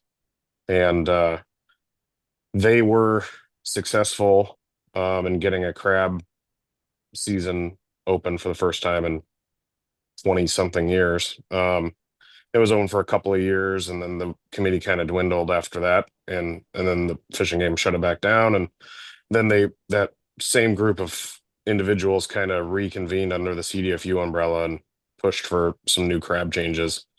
And that kind of just happened in December, and so there's a lot of changes happening there. I do think it would be prudent for the city to have a fisheries committee. I'm not sure exactly what makeup I would recommend, but yeah, I think that having a city committee does have some weight. If you want to have representatives from CDFU and PISWAC and all the other watershed project or whoever, I mean, I don't really have I'm not opposed to that. But I do think we need to have seats for fishermen on there, and I think it's important to have commercial fishermen voices on the fisheries committee. So I guess that's kind of my 2 cents on it all. Thanks for asking. I would say we should probably advertise to make it. Fair. I know, and I would say I wrote the thing and I'm mad at myself for having written it so vaguely, but I guess I had hoped that you would hone it a little at approval. Because it says membership of 7, preference given to Area E commercial fishing permit holders, and an attempt to maintain membership, including representatives of ADF&G, Fishermen's Union, aquaculture, processing industry, marine transportation industry, a fisheries education profession. That, I mean, how do you? economic, I mean, tourism should also be represented. This community is hit pretty hard in the fishery side, so, you know, it does make sense to have that angle as well, with a position. I think you have to, you know, you're gonna have to mark the positions, or it's just gonna be a group of fishermen sitting at the table, which isn't necessarily a bad thing, but it doesn't represent the whole community. Let's see what kind of, I'm just saying, let's see what kind of. My guess is we're gonna have to go recruiting some way, probably, but we make it. Oh, And they do not have to meet regularly. The reason that the initial fisheries commission dwindled, I think, is because council was supposed to direct things to them. Yeah. In a time of need, an issue coming up or a board of fish cycle or something. And I think that stopped happening. Unfortunately, I've also found this part of code that talks about that they are a resident of the greater Cordova area and a registered voter with the state of Alaska. So that was probably put in before annexation, so that it meant it could be anybody in the greater Cordova area, and registered to vote, but not registered in Cordova. You don't have to be registered in Cordova, but it's going to be hard to get any of that industry, those industry people who are Cordovans. I mean, in the past, we've had some of those industry people who don't live here. I'll put it out there just the way it is, and we'll see what we get. They do have local also, sure. Okay, that's what I'll do. we'll see what. Okay, let's see, that's bring us to staff report. Well, anybody have any questions for the first president? That? Thank you. Thanks for 10 minutes there, and you enjoyed your holiday. Thanks. There wasn't any holidays, but it was sunny. We went after Christmas this year. Warm water. There was one more. Staff reports. Comments, questions on those? Just one on the harbor master. I'm just curious about call-outs, 911 phone activations. For those significant 911 calls, or just somebody jumping on the call? No, sometimes we just have issues with the phones, so middle of the night, we get a call from the PD and they just have us go down there and check them out. So kind of bothers the dispatcher when it rings every 2 seconds. Yeah. Yeah, no emergencies, luckily. Any questions, comments on the staff reports? Thank you once again. We do appreciate those and we do read those. We've got a lot of questions or comments for the staff.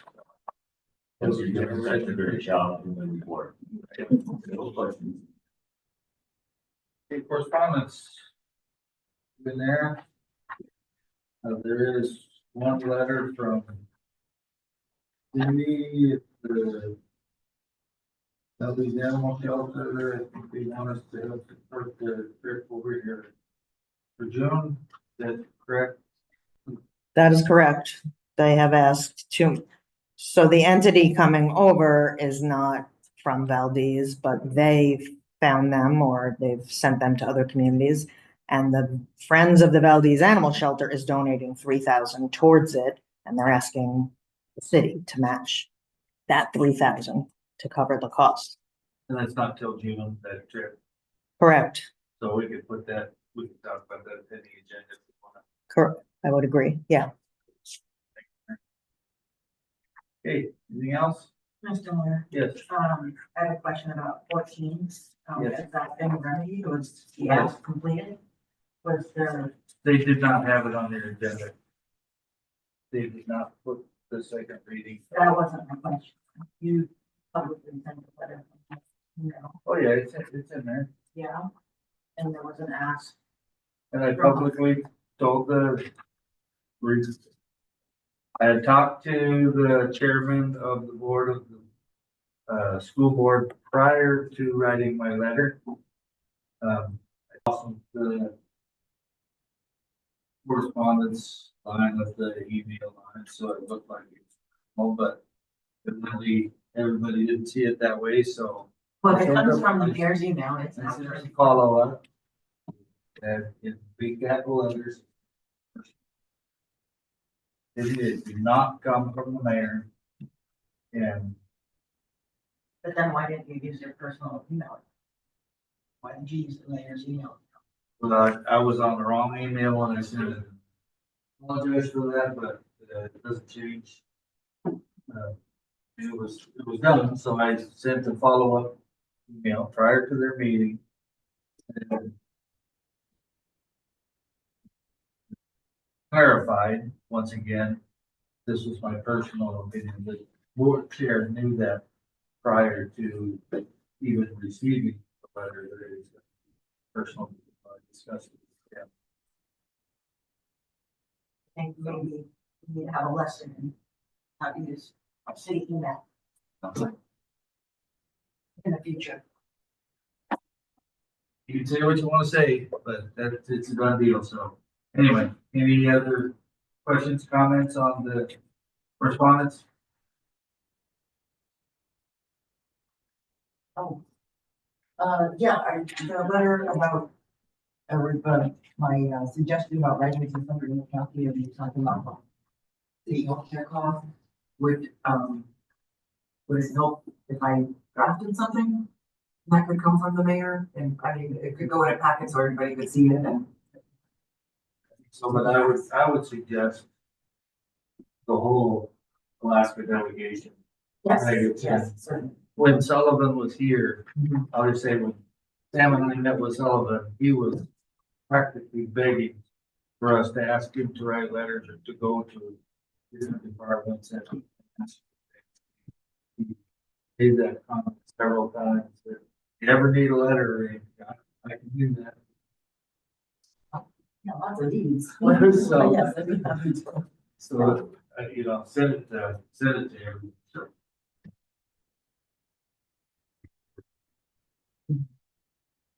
Any objection to that? I'll support it now. This is gonna work. Okay, any other correspondence? Items? Hearing none, we'll move on to ordinances and resolutions. Ordinance 1226. Ordinance of the Council of the City of Cordova amending Cordova Municipal Code, section 11.08.0200, Harbor Commission, to reduce the Harbor Commission from 7 to 5 voting members. Is it?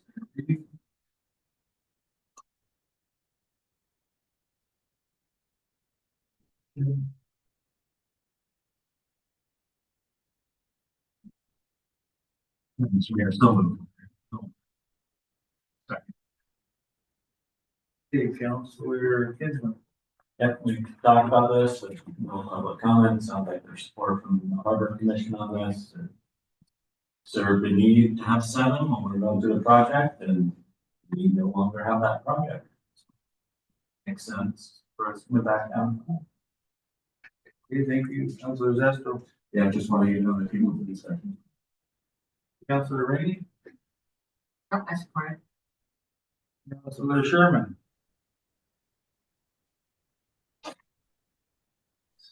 I support it. Councilor Jones. Yeah, I support this. Councilor Taylor. I support it. And Councilor Smith. I support it. Okay, Councilor, please call the roll. On adoption of ordinance 1226, Kathy Sherman, Yes. Casey Kinsman, Yes. Ken Jones, Yes. Dave Zastro. Yes. Kristen Smith, Yes. Tom Baylor, Yes. Wendy Rainey. Yes. Motion carries 7-0. Okay, ordinance 1227, an ordinance of the council of the city of Cordova, Alaska, amending Cordova Municipal Code, section 5.10.080, maximum tax per transaction tax cap, to apply the tax cap to single invoices rather than single items or single transactions of service, except as otherwise provided in Cordova Municipal Code for service contracts, rentals, and bundled transactions. First reading. All is also online. Yeah, Mr. Mayor, Yes. I move to approve, ordinance 1227. Do I need to read that whole thing, or is that good enough? Oh, good. Thanks. Second. I'll second. Okay, Councilor Jones. And for council, the attorney Holly is on the line if you have any questions. Yeah, I moved this to get it on the floor for discussion, and overall, I support it. I believe it is kind of going along with what we asked staff to bring us. So as far as rolling back some of the changes we made previously, I'll be voting in favor unless I hear something from discussion to sway me otherwise. Councilor Kinsman. And I just one clarification, are we bring forward 1227, 1228 is separate, or are we bringing it together? Okay, perfect. And I just want to actually really two sides of this. Thank you, staff, for going back and forth on this, and let's go through that the last time. But also, I just want to really just give gratitude to the public for showing up. You said your piece about it, and your piece was received, and we're able to. This is some needs. I know there was a couple of things that were, I know I asked of staff, and it's, I guess, let me make sure I'm speaking to the right one. Yeah, tax cap by invoice, so 1227.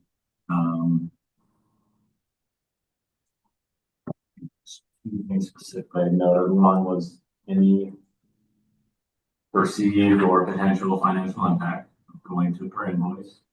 And two, or what entities weren't using per invoice. I know there was some legalities of calling a specific entity out or not entity. So I think we'll just stick with financial implications if everyone decides to go with one invoice, because that has not been the practice in the past. So a singular tax cap on a singular invoice. That's my question. I address that the same and same things. Are you asking what the amount is? I'm asking what is the impact of us going for every single invoice capped at 5,000? I can't really. And I know you weren't here, it was, I believe it was. I mean, we addressed the, we do know what that looks like for utilities for the city of Cordova. That's basically 15,000, probably additional when it's a good peak year, just because of the refuse. I'm sure there's ones that we don't know, and but that does reduce our budget by 20 grand and other entity utilities. So now be happy. Be determined.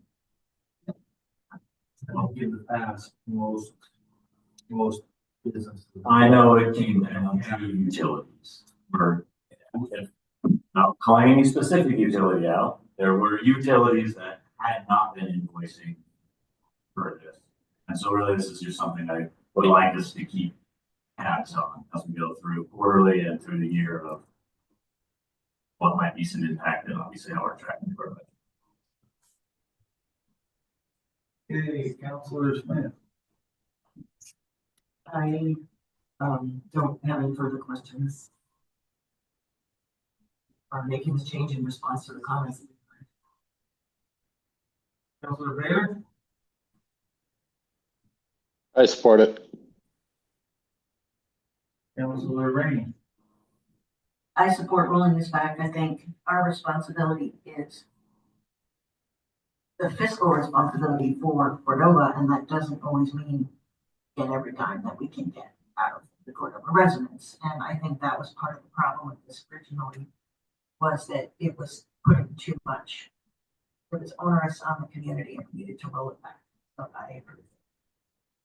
Councilor Zestro. Yeah, as Councilor Kins was saying, I really appreciate all the work going into this. It was tough to pull all this back and rework it, and I certainly appreciate that staff and council helped us do that, legal counsel that is. And I appreciate all this information we had to review on the discussions we had to make super clear what it is we are and the definition of what is an invoice. Itemizing invoices, determining or not the requirement for module transactions, and we're identifying that. I feel like it's very well spelled out in a way I don't think we felt it was before. I will be supporting it. Thank you. Councilor Sherman. Yeah, Mayor Allison, I see people in the audience. I'm wondering if we had quite a few people in attendance when we discussed this who were unhappy about the original. And I'm just wondering if there are nods of agreement in the audience and from staff as well. Does this satisfy some of those issues that we discussed earlier? Anybody beating their fist up and down? I saw I had one. I see that few heads nod up and down. Oh, Nobody shaking his head. that's what we have to do? All right, well, I'm in favor of it at this point. Thank you. I just have one comment on it. Keep in mind that, we talked about what the impact is to the city, but every nickel the city collects, the public affects the businesses, workers, and employees, anybody else might be driving this. It's not just a matter of $20,000 less in revenue, but even business here that might not be in business. So there's more to it than just that. But anybody want a second round? Oh, just saw my notes for the other question was in regards to this new verbiage. Are we in line with remote sellers taxing authority? And that might be a hallway question. That might be, Holly, can you give us a quick update on how this? if there's anything that, If any negative impacts of this, especially regarding remote sellers? Yes, I did have a conversation with the Remote Sellers Tax Commission representative, and you're fine. It is consistent, and the language we have is consistent. I would ask, I'm a little bit worried that I need to go through chapter 510 and make sure that any reference to the single item tax cap or single transaction tax cap is changed to just a reference to tax cap. And so I'm hoping that, Mayor, that someone on council would be willing to make a motion to change any reference in chapter 510 of the Cordova Municipal Code to the single item tax cap or single transaction tax cap to just tax cap. And I think it's fair to just make a motion referring back to my language if you want to. I stated it that way so that it's clear for the record. And this is just housekeeping. I just want to make sure we are really clean with our language, because that was obviously one of the problems with the former sales tax code. But you're fine with the uniform tax code.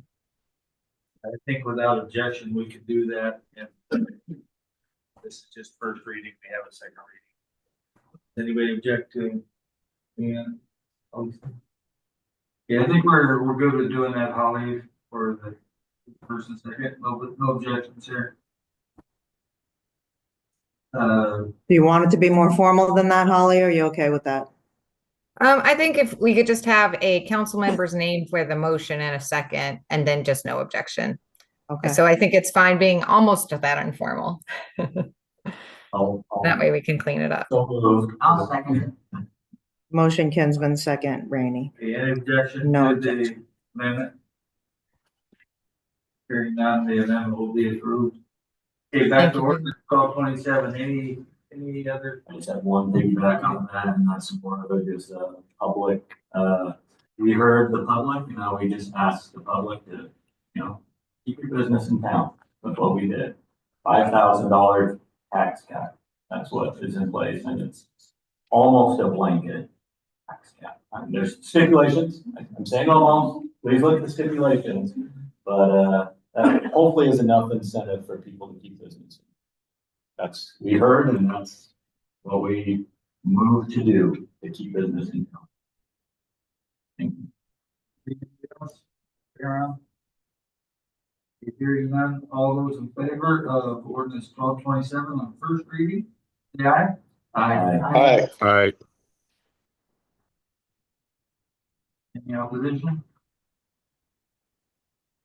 Okay, item 20, ordinance 1228. Ordinance of the Council of the City of Cordova, Alaska, amending CMC 5.10 100 product-based exemptions. CMC 5.10.210 exemption application and exemption authorization card.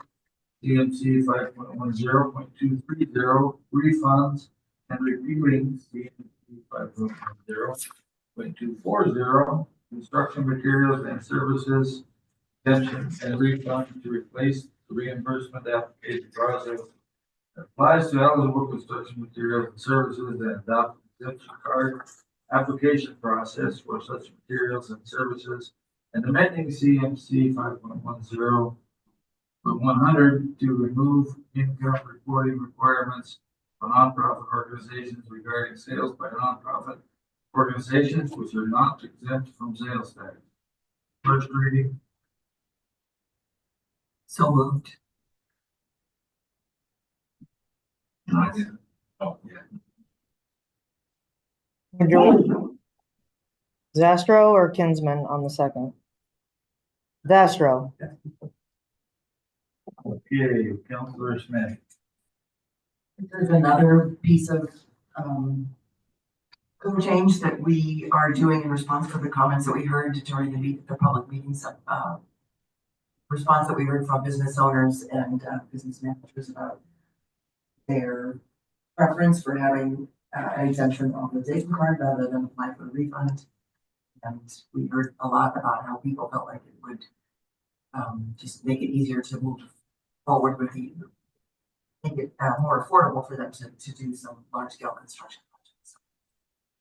Councilor Zestro. Yeah, as Councilor Smith has said, those were definitely reasons also we felt that it was just more efficient than having people after the fact come in, fill out a report, had staff time here at the city do it, help in real time at the retailers' locations. Again, in response to how it's functioned in the past. Thank you, Councilor Baylor. I'm good with it on first reading. Councilor Kinsman. You just heard from the public, and I support that. I want to make sure the public knows that the city is open for these construction projects we want them to happen. This is an obstacle that we could remove to our city easier to build in and do construction in, and so be it. Councilor Sherman. Yes, I'm in support. Councilor Rainey. I'd support it if you can say it 3 times fast. No, I'm in support. Councilor Jones. Yeah, I support this. Thank you. Anybody sitting around? This again is first reading, so all those in favor of ordinance 1228 on first reading, say aye. Aye. Aye. Objection? Here's unfinished business. We have none. No miscellaneous business. Council action on disposal and method of disposal for approximately 12,414 or 12,414.6 square foot, lot 10B, ASLS 73-35, flat 74-291. I move to negotiate an agreement with Bob Ladd, Jackie Ladd, Chris Bowen, and Andrew Jepson to lease this property. Second.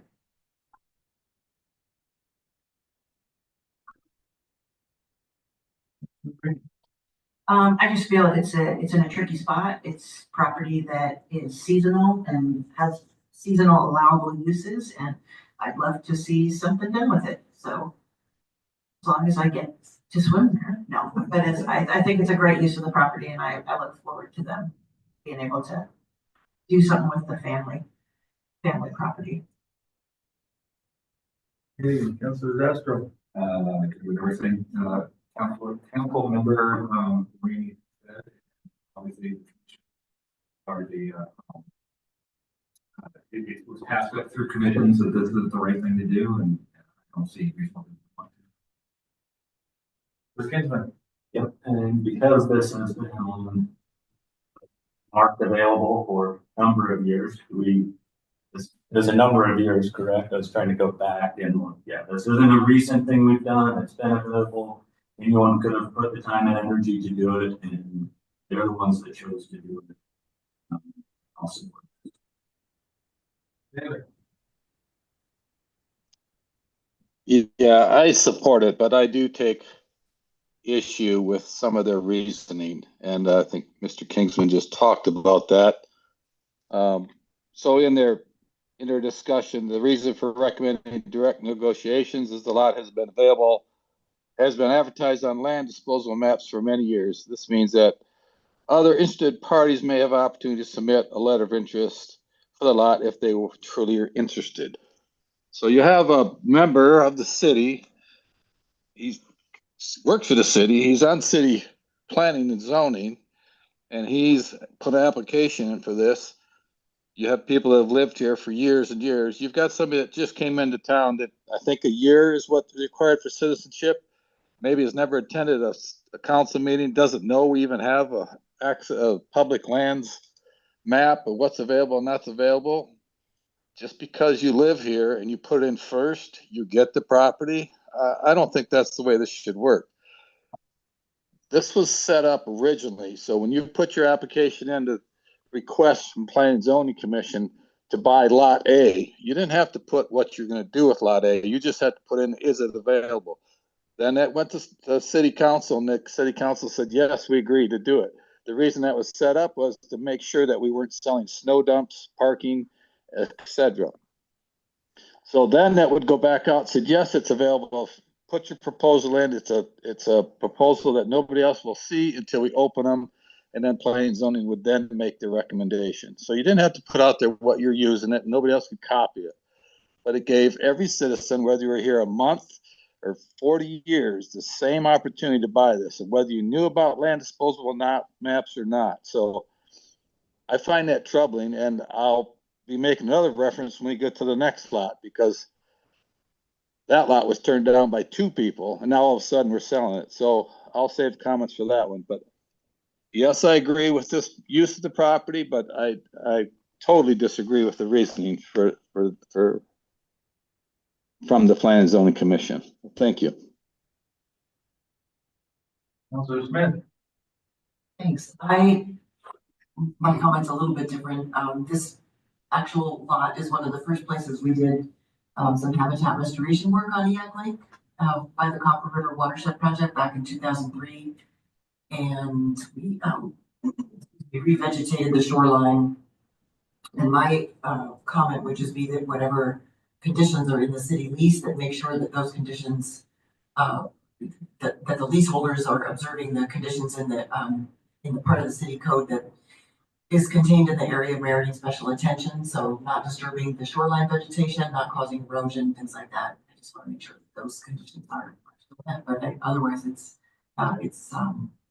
obviously a beautiful part of the lake, and I'm sure that it's really fun to have a spot to go in the summertime and be on the water.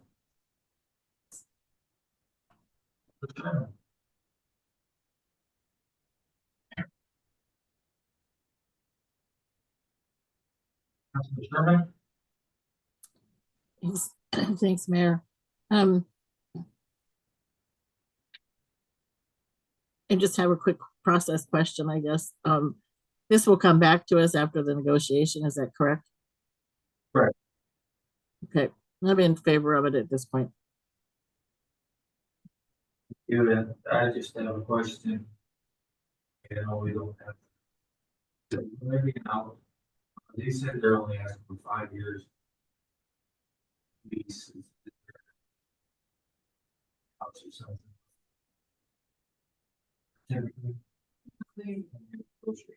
Typically our leases have an out. Yes, typically like a buildings. At least without.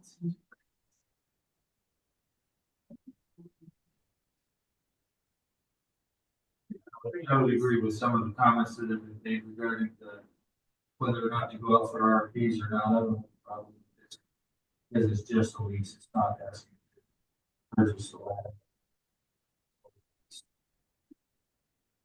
That was gonna be my comment. I believe if a property is being purchased, it should go out for RFP. This is not being purchased. This is a lease to use the property. The city gets the income from that lease. And I don't see a problem with accepting this lease. If it was to purchase the property, then yeah, I would suggest going out to RFP, but I think this is different and we need to acknowledge that it's different. So I'm in favor of it. And I guess like you said, as already been said before, just to reiterate, the uses are very limited on this piece of land. Nothing could be left over the winter time at all. No constructive features, nothing left on the land. So kind of use so limited. Would be a whole lot of interest from people. I would think. There is an interested party and it's a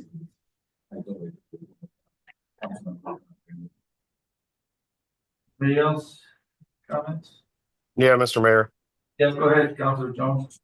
Yeah, am I missing something here? Because in the packet, I'm only seeing a letter of interest. I don't see any details on what this project is going to be doing. Seems like maybe people around the table have some more knowledge than what I've got over the phone here. Was there another email that went out with supporting documents or? On the back on page 86.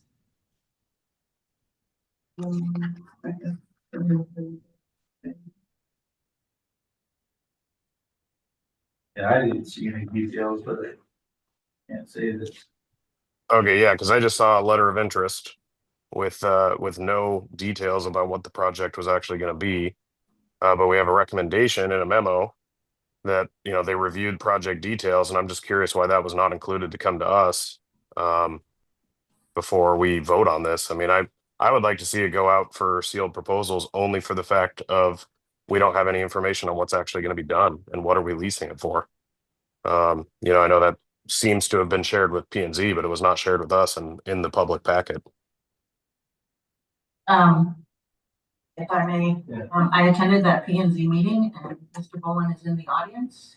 And there's not a project per se, it's release of the property because there can't be a project on that property because it's just seasonal use. It's references recreation. Yeah, it's recreational use of the property, so there's not a project per se, but you know, P and Z packets are public knowledge as well, so, you know, I mean, it's out there.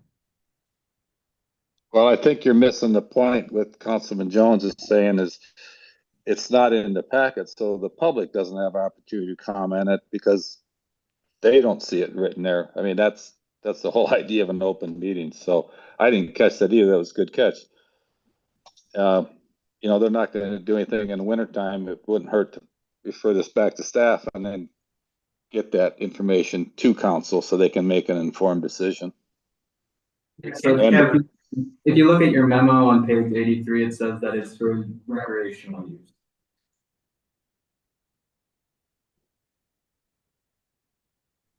Well, you can grow pot for recreational use. What are we going to do with it?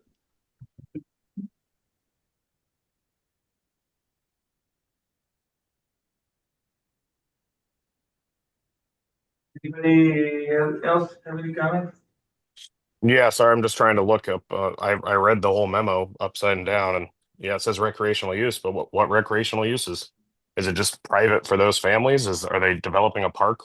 What are they doing? Are they going to rent it out in the summer for RVs to park on? I mean, recreational use can mean a lot of things, and I think that needs to be before we move for direct negotiations. That needs to be spelled out a little bit more in the public packet. I just don't think there is sufficient backup documents to move forward with the direct negotiation. I'm a big proponent of direct negotiation. I have been multiple times in the past. All those projects had drawings, had info. This one, I can't get behind that direct negotiation. So I'm going to be voting against it, but I do support recreational use on this lot. I just want to know what it is before I vote for it. Fair enough. I think the lease, there could be some additional direction to the staff on the lease if you want to suggest that, and that the lease would come before council prior to being fully executed. So. Any other questions? Comments? Can we call the roll on this one? Susan? Yes. So the motion was for direct negotiation to lease. Ken Jones, No. Casey Kinsman, Yes, with the added stipulation with the lease, and we see what is in there, what they. Yes. Wendy Rainey, Yes, because we got nothing else to do. Let's make sure we play this out as long as we can. Kathy Sherman, Yes, but I agree. I'm looking forward to more information. I guess I need to call the roll faster. Tom Baylor, No, no, because once the manager negotiates the lease, that's it. It has to be approved by council. Kristen Smith, Yes. Dave Zastro. Yes. Motion carries 5-2. With a lot of extra language. And I think the manager heard the comments that we made and will make sure that the lease covers. And there's nothing saying they're gonna agree to whatever he says either, so anyway, it's still good negotiations going on there. Okay, item 22, council action on disposal and method of disposal for lot 1, lot 7A, Tidewater Development Park, Springwater Hill lot. I'm sorry, really quickly, did I email you guys a letter that came from this proposer? You did. I did, okay. There's copies over here for the public. A recent copy? A new letter that came Oh. Monday. Okay, I don't know if it's better. I have the ones from the middle of early back here. We don't have that then. Just have. Yeah, no. Sorry, I got blurry of things going. Guys are sharing. Yes. Oh, fine. Okay.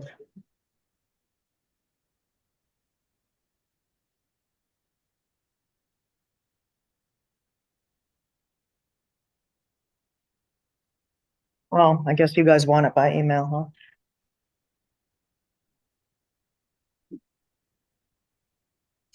I didn't spell this today. Kevin's gonna kill me. Oops. Yeah, that was gonna be my first question, was this was. The Oh, request- one of the two. The requests were both done a long time ago, one in March and one in June, something like that. So.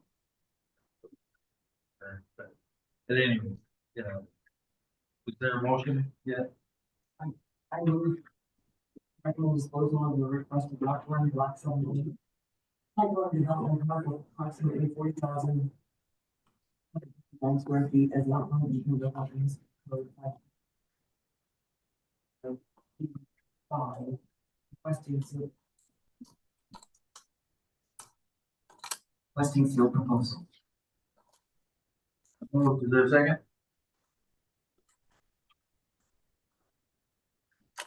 Second. Okay, Councilor Smith. Yeah, I mean, this property has, the bill was created quite a while ago. I don't know. Timeline of it. 2013, thank you. And it does have a seasonal business for convenience, on there now. That occupies part of it, and I don't know that it's being used to its highest and best use, and I mean, obviously there's interest in, more waterfront developable land, and so support of inviting proposals.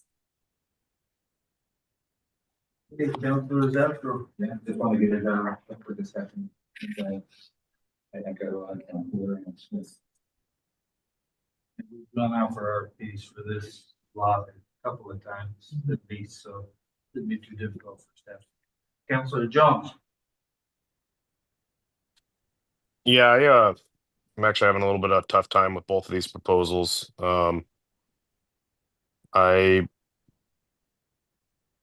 these proposers have proposed things to the city in the past, and we leased some fill or some breakwater area to one of them, and that project has not moved forward. The other proposer we sold lots to, and we're supposed to get a project built, and then ended up never happening and got sold to one of the other proposers. So I don't know. I am frustrated with that, and the city's been pursuing putting in a floating fuel dock in this area. We've put in multiple $1 million grant applications utilizing this area. I'm not sure I want to let it go without continuing to pursue those grant applications and pursue that floating fuel dock. So I guess that's where I'm kind of at with it. Thank you, Councilor Bailey.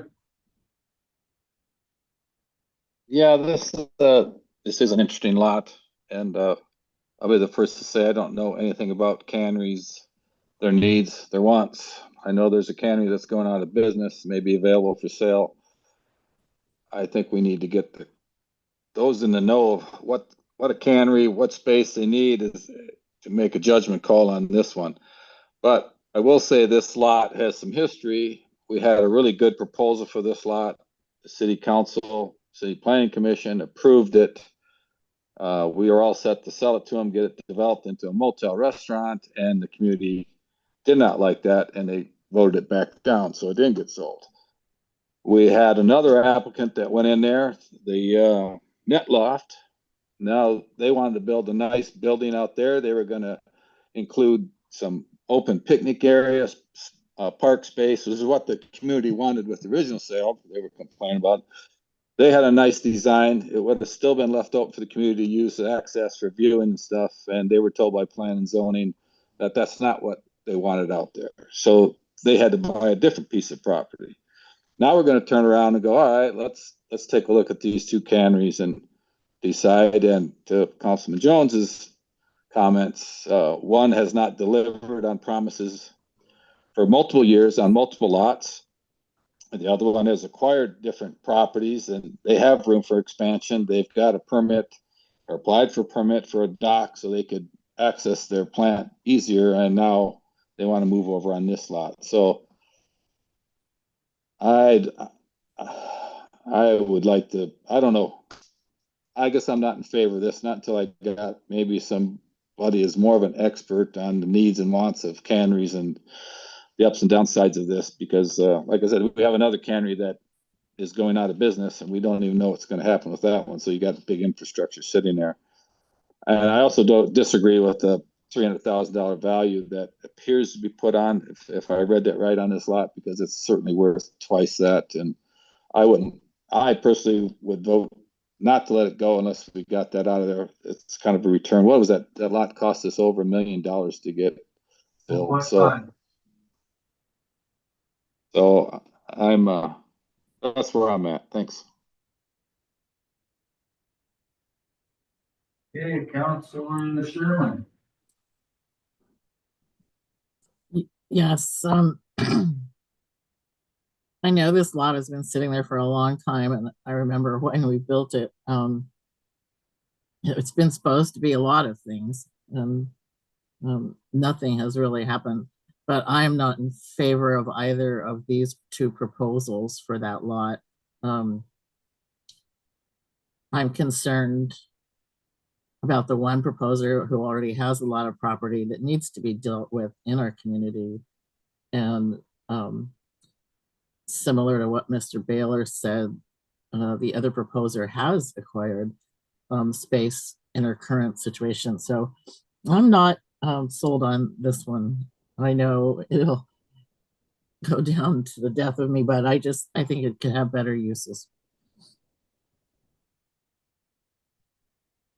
Yeah.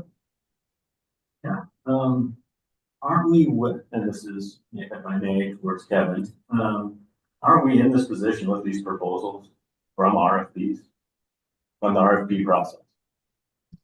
No, yes, and no. Yes and no. So yeah, if I could just provide some background and some information just to maybe clear up some of the points that have been brought up. So not last year anymore. In 2023, a letter of interest was put in for the lot by the Jump because they wanted to go from a short-term lease where they had to move their building each year to a long-term lease, which required them to go through the land disposal process. As part of that, we put out an RFP as directed by the council. And we put out the RFP interested parties to buy the whole lot or to lease parts of it. We only received, and that's where this $300,000 number is coming from. If this went back out to RFP, we can revisit that number. That isn't a set number. Like, we would be starting this whole RFP process over again. That number was used from a previous appraisal. And so we can get updated information on that. Basically, we received no proposals for any long-term for any purchasing of the lot. We just received the one proposal for the Jump to do their year-round business. Shortly after that, Dave Romhilt came in with his initial want to purchase the lot. This was after the RFP had closed. We had already submitted for PID that year. So I told him, hey, it's your right to push this forward, but I'm just going to say, from staff's perspective, we're not going to be able to support any proposals until we know more about whether we get PID or not, as this could potentially impact the PID grant. CAM2 came in a couple months later, same thing, interested in a lot, told them the same thing, if you want this to go forward, you can, but we won't be able to support it as on staff side until we know more about PID. Both of them agreed that they just wanted to put their letters on hold, wait till we heard about PID, and then we would move forward with the process. We did not receive the PID grant. And so now we've brought it forward to the council to go through the land disposal process, which we're doing tonight. In addition to that, we never began negotiations with CAM2 for their lease of that tidelands over there. What the council did was directed us to allow us to enter negotiations with them, but it also allowed us to give them a letter of support saying that we were supportive of leasing that space to them so that they could pursue the permitting process to do whatever work they needed over there. They were hit with some very extreme pushback from certain community groups. This is, I mean, I don't have any proof of this, but I was told that they were going to be sued if they tried to put in anything in that area. So to avoid any sort of confrontation with the community on that aspect, they decided that they would walk away from that and instead pursue their goals of having direct water access through the breakwater fill lot. And so that's why now they've come with that. So it's not that they, I mean, I guess they did abandon that other idea, but due to the pushback that they got and not wanting to ruffle feathers. That's kind of some of that information. And I mean, if there's anything else I can provide, or if I answered your questions or clarified anything else that anybody else had brought up. Yeah, I've got a question. Hang on, Wendy's still got a chance to go ahead. Go ahead, Wendy. Most of those points, most of my points were already brought up. It's our last piece of property, waterfront property. It's at the head of our harbor infrastructure. I think it's dangerous to put that kind of, build on that property.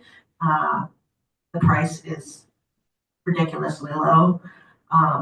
And I think that, I mean, you can put it out for RFPs and we cannot accept the RFPs, but I think the restrictions are, one of them was they get rid of the Science Center building, which is what we want that to happen. So I think, I'm not in favor of either of the RFPs currently, but I just think there has to be some serious thought if we're gonna put that out to RFP on cost and restrictions.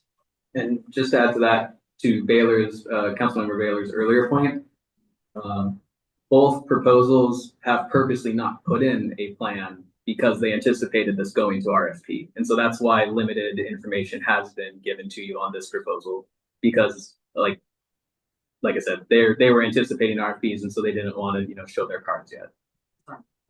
No, these are just letters. Exactly. These are just letters of interest to initiate the process, assuming the council would go to RFP, which they would then submit more detailed proposals. Yeah. As well as anybody else. Yeah. Yeah, there's nothing saying that these are the only two people that are gonna be interested in that property at this time. Right, saying that we get more interest. Online, somebody, was it Baylor or Jones? Yeah, I had a question. Could you explain then what was the difficulty and what was the process that the Netloff got turned away by the planning and zoning? And I know that ship has sailed. They've bought another piece of property, but when I spoke to a family member, they basically said, they had this, what they thought was a pretty good plan and open access for the community, which is what the community wanted originally when the motel was proposed. So what was the reasoning for turning them away? I would just be curious. I did not research that, so I don't know. Sam, I don't know if you have any memory of that. I don't know if it went to the planning and zoning. There was this discussion. I don't think there was a formal request, Tom. I don't think it went through city channels. I do believe we had discussion with them about the requirements of that lot and some of the limitations. A portion of that is the Army Corps of Engineers still. It's very limited parking requirements, congestion. There's some issues with that lot. All of which have to be. Tom, I don't believe that it ever formally went to planning, so I think those discussions occur in the city office.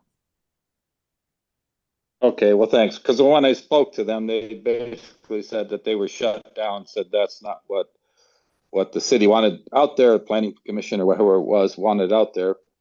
And that goes back to, not everybody knows how to work this system. If that'd been me, I would have been at a council meeting, the very next day or next meeting and going, hey, this is what I want to do. I'd like to have a hearing on this, and it goes back to this, well, the first one in, they saw the property, it's been listed for sale forever, they should get it. Not everybody understands how this system works, and that's why we really need to try to be fair to everybody. So with that being said, I don't support these two proposals either. It could have been the core requirements that shut them down or whatever. Just a quick bit of history on that lot, which some of you may have forgotten. That lot was built because we needed a breakwater for the north winds coming into our harbor that was heating up our harbor and turned it apart like it did. So we needed the breakwater.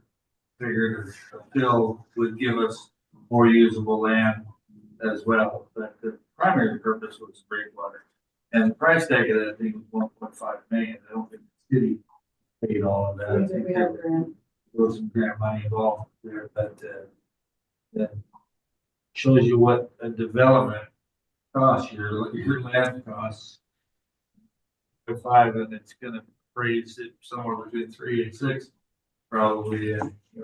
Doesn't seem right, but that's what everybody developing any project in this community has. Your land development costs are a lot more than food are.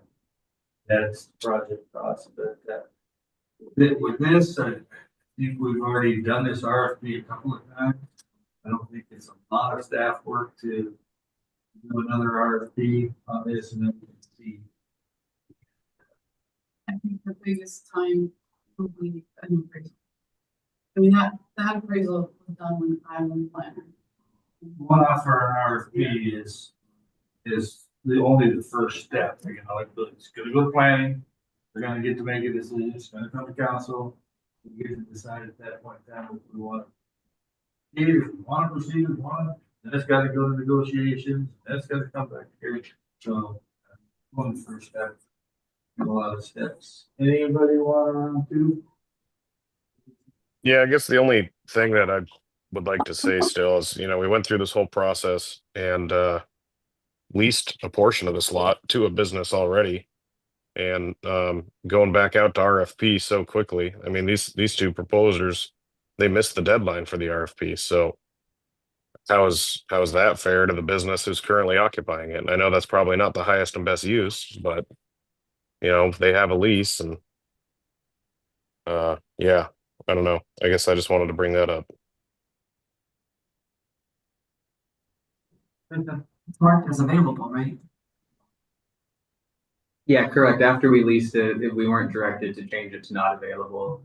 And we had discussions with the person that's leasing the lot now that, there is the ability for the city to cancel this lease, whether, in the situation that a, higher and best use is determined for the lot and somebody comes forward. So, they went into the lease knowing that there is a possibility that they won't go through the entire term of the lease. How many year lease is that? 3 or 5? 3. It's gonna be 3 to 5 years. Yeah, we're 1 year in. This will take another 6 months to a year. And that's something that we say that Lisa is gonna put in a proposal to. I just have a question. Big coffee shop.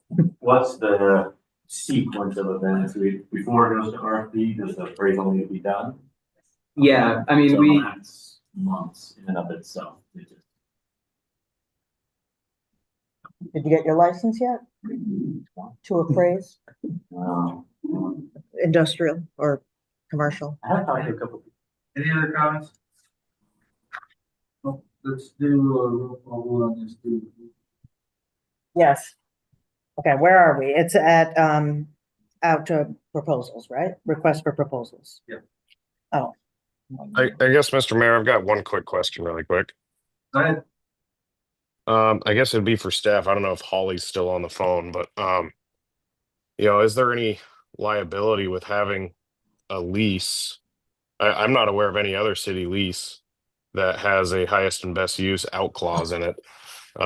Like that, is there any liability in saying, hey, we've singled out this lessee and, we can't go and take an RFP for the AC parking lot, for instance. I don't think a parking lot's the highest and best use there, but we can't just turn around and pull the lease and build a building there, can we? I mean, it just seems weird to me.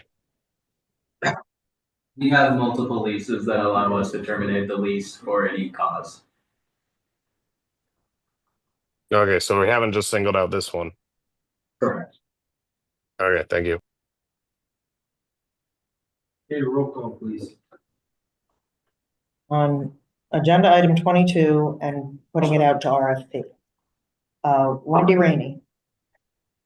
Because you're the next one on my alternating list. No, Tom Baylor, No. Casey Kinsman, Yes.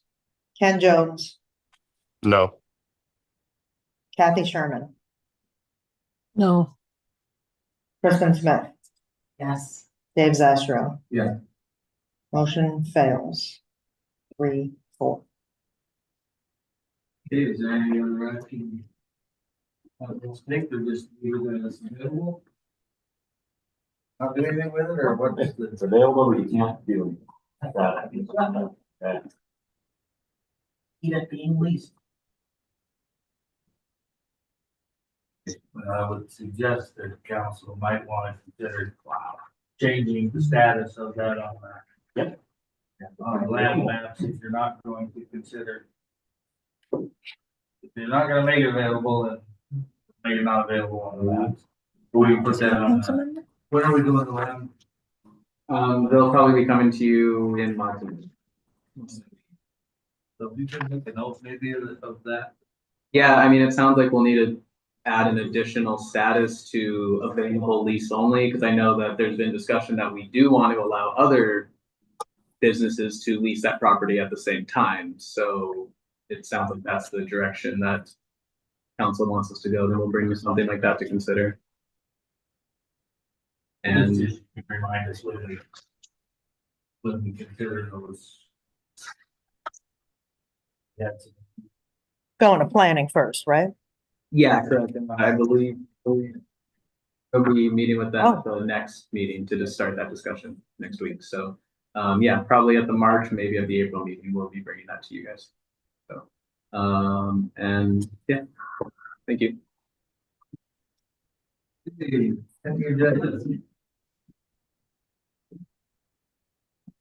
Can we put something on there for the I'll call it consideration of the CEC's request? If you're putting it on, or 2 council members are, you are? Yeah.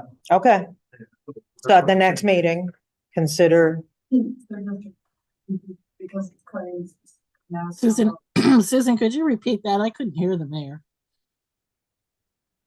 He said he was putting on an item for next meeting for consideration of the guest speaker, the CEC item. Okay, thank you. If I was any closer to my mic, I'd be taking a bite out of it for dinner. You gotta You get guys are close. Look, this is close. This is close to the mic. Yeah, you guys gotta be right in the face of the mic. I guess I was just wanting to clarify, are you looking for that same type of resolution or are you just what? Let me work with Clay on what he wants from us. And then he just wants a letter of support for the grants that he's trying to get. And I can work with him on the letter. Okay. That is definitely my question, exactly what is support that. Yeah. committing to something. And it'll be an agenda item for action, Yeah. for maybe a draft letter and council's vote, yes or no. Right. Got it. What else do we have for pending agenda? Mr. Mayor. Yes. I'd like to see a conversation just to help with, the potential to restructure the fire and EMS. I'd really like to get conversations about the potential of the hospital taking the EMS.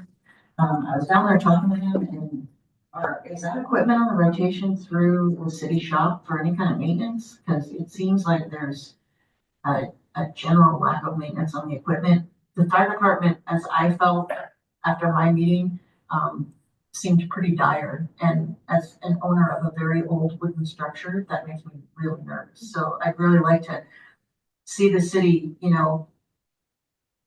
help with the restructuring of that because it's a life and safety issue and help them get things back to where they used to be or at least under control. So what are you asking for? A discussion about restructuring fire and EMS.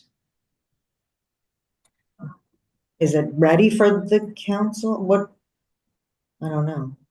I mean, there's cost involved with getting, with bringing in a contract organization to help there. I just think that it needs to be, I don't think the community is aware of where the level of the fire department is right now. And I think if we have it as a discussion item, we can possibly help speed that along and help with some ideas as to their restructuring. I've worked in a lot of fire departments in the lower 48 and I've never had it tied to EMS. That's always been a separate entity. There's a fire department and then so I just like to have the conversation. I think we're in a situation where we're at a life and safety issue with the fire department. So are you asking to restructure paid and volunteer? Yeah, I'm asking to have a discussion about restructuring the fire department and the EMS. This will work. Paid and volunteer. Paid and volunteer. You're talking about staff, not equipment. I'm talking about fire and EMS. So I'm talking about our equipment, the status of our equipment, because they're city-owned equipment, and where we're at with that equipment. I'm talking about what the volunteers need besides bodies. I'm talking about the hierarchy. How are things run? Is the staff in charge? Are the volunteers in charge? It just seems like there's not a whole lot of answers to that whole question. So I'm concerned that when the alarm goes off, what's going to show up? I think that's what Sam was talking about with working on the Amway. And where are you in that process? I think we will. So we're working through that, but yeah, I think we have the volunteers have been super helpful and provided some roles and responsibilities.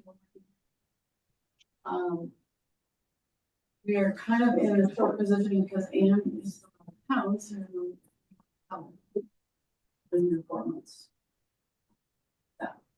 So we are discussing, and I do agree completely. There is a little bit of chaos going on there, and that's what we're trying to address. I'm more than willing to have a discussion about it. I just need to wrap my head around what that looks like and what your input thoughts are. Like, I'm not really clear on what. Can you bring in a council member or two who feel like they have insight into it to help with your discussions? I mean, that could work. The work session, I just think that publicly right now, we're at a crisis situation and I don't think it's being addressed at the importance that it needs to be addressed. I'd be happy to be a part of that and to sit in and help with that. I just, I've had my own observations and I've been a member of the department in the past and I'm concerned. That's where I'm at. Mr. Mayor? Yes. Councilor Baylor. The direction we might want to, yeah, I think the direction we might want to go is just ask our city manager for an update on the staffing and efficiency of readiness of our fire life and safety department, and she can bring it to us in the next meeting. And if there's issues, she can identify those issues and bring them forward. And if council needs to get involved, then she can ask for our help. But that's kind of personnel there. I think we should let her let the city manager look into this, and if there's issues, bring them forward. And, you know, no different if we thought we had issues with the harbor, we wouldn't go down there and start telling the harbor personnel, we would bring the harbor master. And so I think that's the starting point. And then if there's Cutting out, Tom? what's that? We're learning there. We're only getting about every fifth word. You're cutting out. All right. Hang on a second. Let me plug in. Move on to somebody else. I'll come back to you. Go ahead, Councilor Kinsler. And to the point, the fire department is unique, and I appreciate you working through the MOA with that. But the volunteers actually are supposed to report directly to council. And so that's where it's the difference, where paid staff is going to report to the manager, the volunteers, and I say that through their fire chief doesn't report to the manager, reports to council. And so that's where we're in this nuance of who's representing who's the voice for who. So that would be the difference, Councilmember Baylor, if you can even hear me, is the harbor would be different. All of the harbor reports to the manager. And so that's just a nuance in that organization and the way it's represented. So. Well, if you want to create a whole hornet's nest, start telling volunteers and employees to come talk to council as a group. You're going to have a mess. We have a city manager that runs the city, and that city encompasses everything. So what you're telling the city manager right now is, we feel there may be some issues. You need to go look into it. You need to report back to us at the next meeting with your findings and recommendations. And if we're not satisfied at that point, then we dig deeper. But you've got to let the city manager run the city. No argument. I'm just saying there's nuances in the way that structure is, and to council, and to the clerk's point, there probably isn't it's probably not a bad thing if the manager is going and representing staff and talking about MOA, that a member of council could be present to represent the voluntary staff. I'm not saying there needs to be a work session, but if that is an avenue to help support, not hinder, that's not what I'm saying here, but to help support that organization and it gets some traction because it's life and safety on the line, then that's a pretty small ask. I think the volunteer fire department, if you look at the charter, part of the charter, set up by the voters at some point in time. And I mean, I would appreciate the opportunity for Stephen and I to work together because he's the acting chief. So, I mean, I think we can communicate. We've been communicating. We're trying to work through this. We don't need to bring forward some suggestions and ideas. You know, and I think restructuring has certainly been a conversation. So, I'm not sure I can do that before the next meeting. But we will do our best. It requires work session. When we have a work session next time is it next time on the? That is a pending agenda. Okay. Well, we're on the pending agenda. Yeah, well, I mean, yeah, if you guys want to have a discussion about priorities. And that service. And Yes. those things, Councilor then- Kinsman had asked for stuff. I think you got that by email. Yes. Could you at least at the next meeting, let me know, and probably let me know right now, is the equipment in the fire department under a rotating cycle with the city maintenance staff? Or is it something's broke, it needs fixed? I think what you're asking for, I think is a reasonable thing to get staff's report of our emergency medical services. So, and I know they do that all the time. They're doing constant reporting on how they're prepared to deal with emergency. I'm sure that's something that can be found pretty readily. You're asking like. Hold on a minute. I'm gonna ask my question again. Okay, but we're at pending agenda. All of a sudden, you guys are hashing out issues Tell me the status of the equipment in the fire department. at the next meeting. Okay, thank you. Okay, so I don't think it's possible for Sam before next meeting to restructure the entire fire department and bring you guys a work session on priorities and all this I other think stuff. we've already determined that Sam is gonna work with him. Okay. And, but for the next meeting, Sam is gonna come back and say, yeah, the ambulance still is in, the fire truck was, Okay, they have a rotating schedule through. Or they take care of their own maintenance over there. got it. And the work session next time is what? Are we gonna have a work session on the, You have time to bring forward a work session on our strategic planning. What do you want from me for that work session?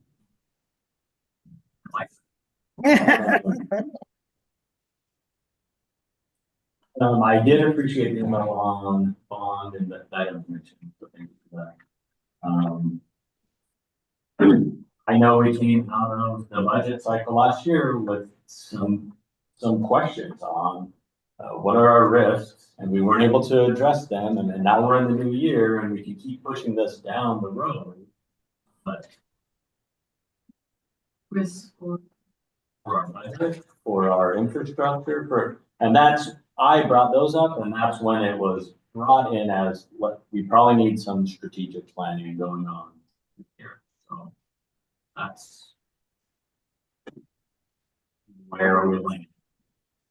Are you talking about financial? Yeah.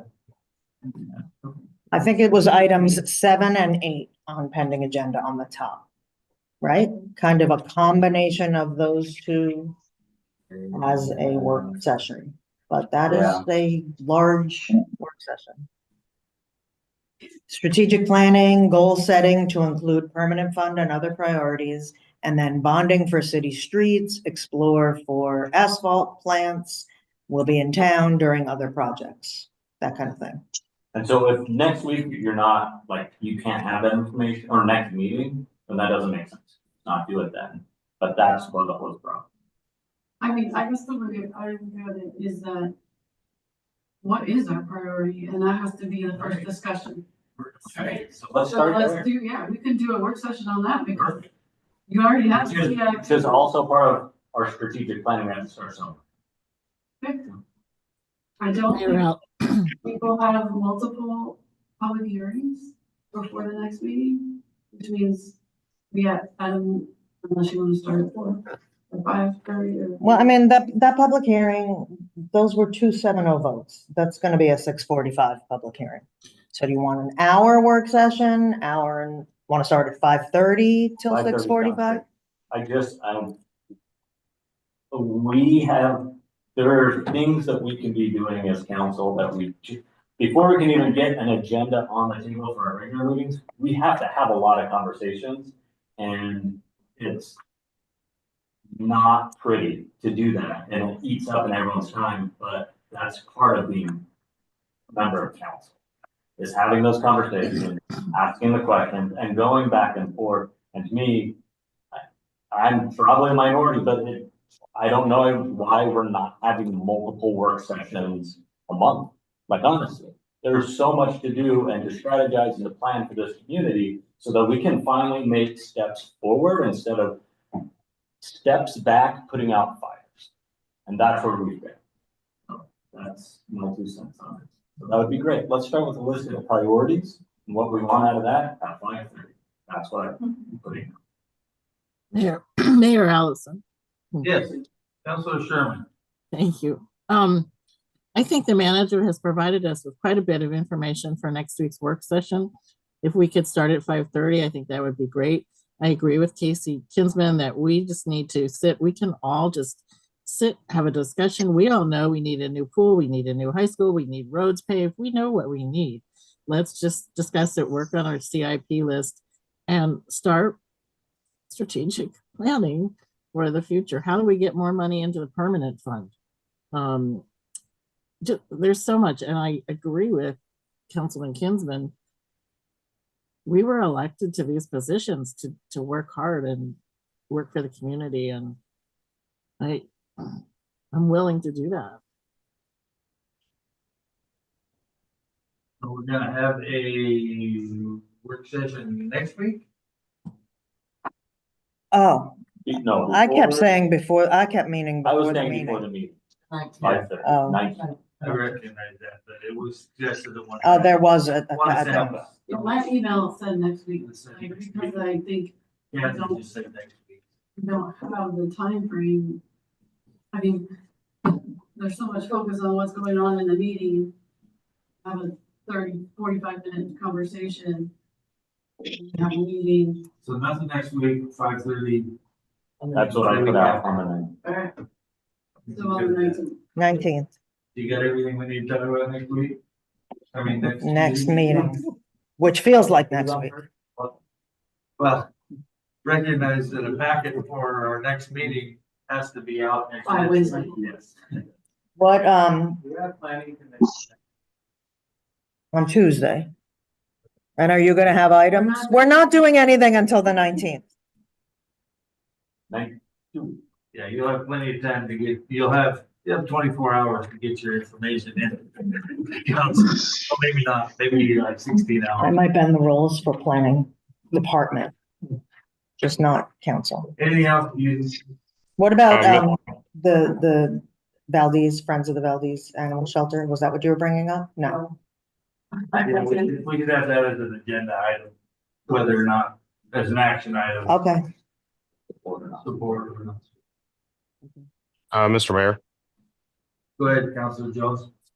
Yeah, I'd like to, I guess, move for an action item be placed on the next agenda for council direction to staff regarding the PIDP project for the North Harbor. The grant application deadline is coming up this spring, and so we need to give staff some direction on which way council wants to move on that, either a yes or a no. As far as packet materials, I'd just like to see the application we turned in last year, and yeah, just wanted to have that on the agenda for next meeting. Anybody agree with that? Yes. Okay. When is our next meeting? There's too much chatter for me to hear that one. 19th. Thank you. How big is that application? I did want to ask for the next agenda session to learn about, to talk about the library.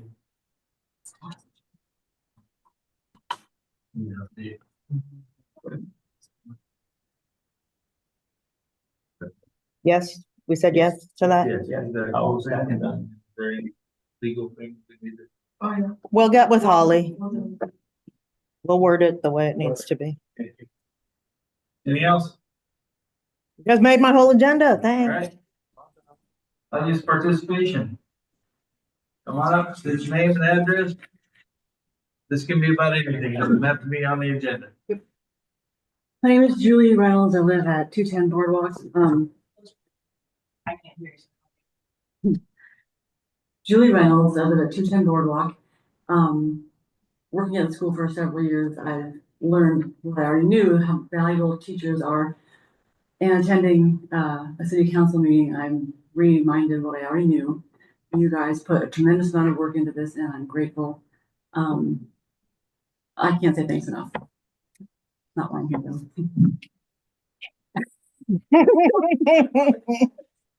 May I read a letter from myself and a letter from a community member who is not in town right now? Is that okay? Okay, first, I'm gonna read mine.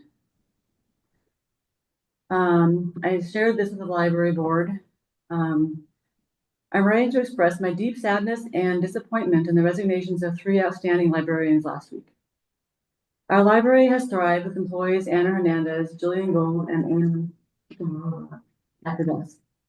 It is a warm, friendly place to visit for kids and adults alike. New programs are added all the time to encourage a love of reading and to make a space for Cordova kids.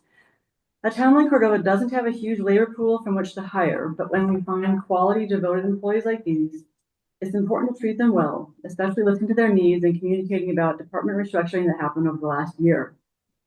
Every single interaction I have had with each of these librarians has been exemplary and made me love our library. Anna T. and Jillian G. have been amazing resources, kind, helpful, and clearly love what they do. Anna H. was literally the face of the library for both my children as they enjoyed story time for little ones every single week during all of their preschool age years. I hate to think of the next years of little ones not having her gentle spirit leading them through stories and songs, growing the love of reading that can open so many doors for children into adulthood. That's one. The next letter is from Anne Solberg, who's out of town, out of time zone. She lives at Eccles Lagoon. Dear library board members, also sent to them. I understand you're having a meeting today, this was last week, with the city manager, HR, and the library director. Please would you forward this email to all three. I am writing from England at the time, having just heard news about our beloved library staff. I was deeply saddened by the resignation of our librarians. These librarians are the true rock stars of Cordova, and their impact on our community is invaluable. The list is endless, but here are a few examples of their superpowers. They encourage the love of and life of reading, books, and learning. They provide a beautiful, welcoming, and creative space for the whole community. They welcome lonely people and make everyone feel special with warm smiles and focused attention, regardless of age or background. They are highly competent and skilled at finding the right book for everyone's needs, and they go the extra mile with research and getting to know these needs. It's amazing to see. We have a son who struggles with reading, and these librarians have been absolutely key in his love of books. They keep an eye on everyone's kids, and Anna H's story time is so creative and brings books alive for all our little kids in Cordova. This is an invaluable gift. The list goes on, but their patience, time, and passion and skill have a profound impact on our community every day. We hope that their gift to our community can be recognized, celebrated, and supported. With thanks for all your time and support. Anne Solberg. Thank you. Yes.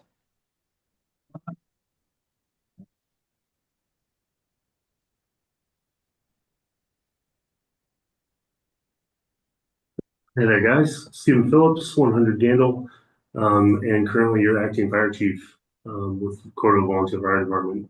My rank is deputy chief within the department, and while Robbie is away with his business with the state, I am the one who's manning the ship, as it were. I just wanted to kind of address some points that were brought up by Councilman Rainey, which I think are excellent points and things that we have talked about. We do have a maintenance schedule, and I will say that the city staff has been pretty good about break fixes as well. I've seen our ambulance roll out at 5 o'clock because something broke and come back at 6. So I would like to commend our maintenance staff on that, for that fact that they do take anything that we need into the highest consideration.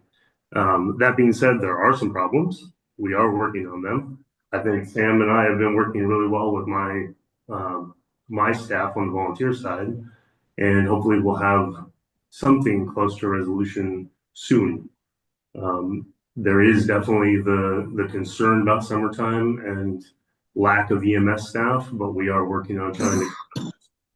And just as an open invitation, I'd love to speak to any council member about ways we can be better for this community that we love so dearly. Thank you.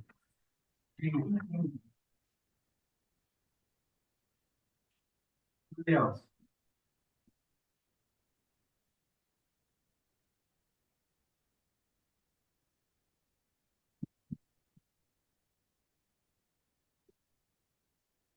So just want to apologize. I should have brought Amanda up with me for those 2 agenda items to introduce her to you. This is our city planner.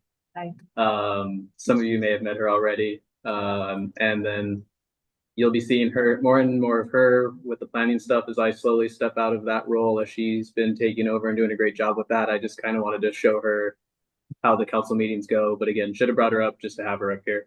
And so she'll be spearheading most of the things going forward. And if there's things that I have some background on that started with me, I might, chime in a little bit here and there. But either way, just wanted to make sure you all got an introduction with her, and we'll see you again soon.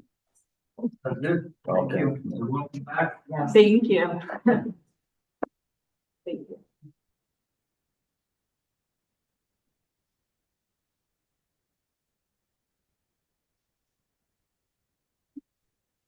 Chris Bowen, 607 Burke Street. I just want to thank everybody for their time tonight, and maybe a little clarification on the uses of the property. Brief history. I don't quote me on the years. My memory is not as good as Bob's, but that property on the lake was cleared and built a log cabin on there for Jack Kimmick, which is Jackie's father and her mother. It did survive the avalanche, but as you know, all aware, that's all FEMA land, and everybody had to be either bought out or moved houses. And the house, they moved the house to the current point there out on Kimmick Way behind the Powder House. Bob and Jackie took me in under their wing in 1998 when I moved here, and they're my Alaskan family. And so the property has a lot of meaning to them and their family, a lot of history. And we're just looking for a private place to do some picnicking and camping. We just, it means a lot to us, and just to have a nice private place. No commercial space, nobody else, friends, families, people invited, Wendy. But yeah, no, I just wanted to kind of clear that up. If you guys had any other questions, I'm always available, and please feel free to reach out. So thank you. Anybody else? Last chance. Let's go. Okay, we go to council. And the list. Councilmember Rainey. Will you stop? Hey, I'm going by the section list. That's the next one. Thanks to staff. I know I asked for a lot, but I also put a lot in. I appreciate the work that goes into these meetings and bringing us information. Apologize to the public if I miss things, but A, I'm not getting paid. B, I'm not through with this yet. That will come. I'm concerned with certain aspects of the city and where we stand with things, and that's why I bring things forward, but I appreciate the answers and the hard work that staff does. We do have a hardworking city staff. I'm disappointed with what happened with the library staff, but unfortunately, they resigned and did not stay to work the problem through. So I appreciate the work that they've put in, but they made the decision to leave. And that's unfortunate. And I hold the belief that our library will continue to run. We've been told by the city manager that it's going to continue to run and at full service. And I appreciate that and believe that. And I thank everybody that comes out to the council meetings and talks. Please push the chamber and push the newspaper to get a forum so that you can ask questions to the candidates. You have new candidates coming in for mayor, for council seats, for school board. If you want to know what they want seen done, if you want to know if they have an agenda, the only way to find out is to ask before you vote. So push the chamber and push the paper to get that information out so that we can have a forum and an open discussion with the folks that are running for those positions. And if you don't like what we're doing at the table, hey, put your name in. That's all I can say about that. Thank you. Thank you. Councilmember Jones.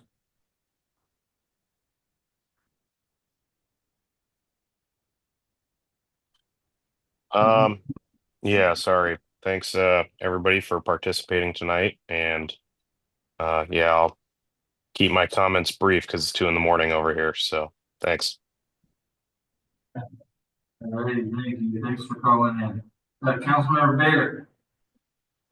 Yeah, thanks. In regards to the library, keep in mind a state trooper once told me that there's 3 sides to every story. What he said, what she said, and somewhere in the middle is the truth. And also the truth is that this community needs to start stepping up even more than it does now. We're going to have to rely on more and more volunteer help, and the library is a great place to volunteer. Our budgets are running short. So those of you that voted on the Lake Eyak property, did you just realize that you voted to create a private beach? Have any ever been to Hawaii? You know what's so cool about Hawaii is every beach, there's ever sand, there's a beach, it's open to the public. Doesn't matter if you got a $60 million motel on that, it's open to the public. And we just voted to take recreational beachfront property on the lake and make it private. Is that the highest and best use? I don't think so. But of course, nobody knew what it was going to be used for when you voted. So maybe you'd have changed your mind. I don't know. But that was to Mr. Jones's point, is why are you voting on this if you don't know what the use is? Hopefully when they go to negotiate that with the manager say it has to be open to the public, not just them. Thanks for everybody being there. Appreciate it. That's all I got. Thank you, Councilor Smith. Thanks. Let's see, I would like to just say thanks to all the candidates who did sign up, because this is a citizen-supported local government that we have. We totally depend on volunteers. We're all volunteers.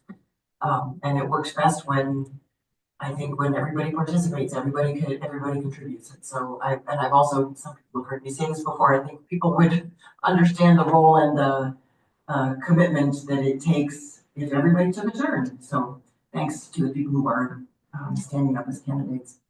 And I really am glad to hear that the manager and fire chief are working together. It sounds like we're going to talk a lot more about it, and I look forward to that. But thanks for what you've done so far. I know that a lot of people put in a ton of volunteer time over the years to make the EMS system possible. So we're certainly grateful for all of that. And I heard that there's going to be an item on the planning commission agenda next week about, which I think is about the property that the city now owns on Copper River Highway, next to what used to be Equal Contracting, is now NV Capital Project site. I'm not super stoked about letting go of that property unless there's an offset somewhere else, because that's a site that we had talked about, which I know takes money and is probably still years in the future on the airport side. This is the site that notice was. I was thinking about it because I thought at one point, well, anyway, It's a cemetery site. that is city property. Yeah. From, to the cemetery, there's a large piece of property. Not the one. We're on the street. Kristen's working off of all information. After we had our meeting this morning, we received an updated letter of interest, and now they're only interested on the cemetery side. Okay. So they're no longer interested in the empty lot on the left side. Okay. So sorry about that. That's okay. Yeah. Thank you. Well, I was thinking that at one point we had talked about putting the public safety building there and getting the one that we have out of the tsunami zone. Didn't want to completely foreclose that option because the city has been selling off a lot of land. So thank you. Thanks. Is the impound lot now on the other side on Eagle? Are we putting all the impound cars on NBC land? Is that ours? That's ours on that side? That's where the line is? Public safety. Oh, sorry, thanks. But I just wanted to know that was ours. Councilmember Sherman. Yes. Thank you, Mayor. I apologize for not being there in person. I didn't want to make anybody sick like me. I really appreciated the presentations by Mr. Phillips and by Clay on CEC. Those were both very informative and helpful. Kudos to the clerk for those stickers. I think that's an awesome idea, and I hope we keep doing that. And council's not really supposed to be involved with personnel, and I get that, and I know that. But also as a former city employee, I know right now, and I don't want, not suggesting we tackle this, I think we have a lot more on our plate, but Title IV says that we are supposed to have a personnel board. And right now we haven't had a personnel board since probably 95, 96. And that's an avenue for employees to have, if they have problems, they can go to the personnel board. Right now, they're just going to the union. So the city should step up and get that personnel board back in place. It could probably solve some of our issues that we're having with employment. And I just think Title IV, I don't have that much time left, but maybe I'll come back and make sure Title IV gets rewritten and done. That's it. Okay, thank you, Councilor Kinsman. Thank you. I also had down for, but thank you for the candidates who have stepped up. Thank you for doing it. And I want to mildly think it's because we unseated our seats for council, and maybe some people would have a little more incentive to get out there until they're directly running against one person. So I'm just gonna tell myself. You tell yourself that.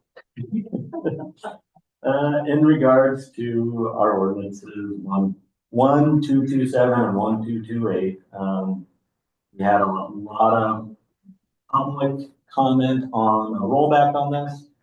Next, on the 19th, we're gonna have a public hearing on this. It's okay in the public hearing that we hear some support from this too.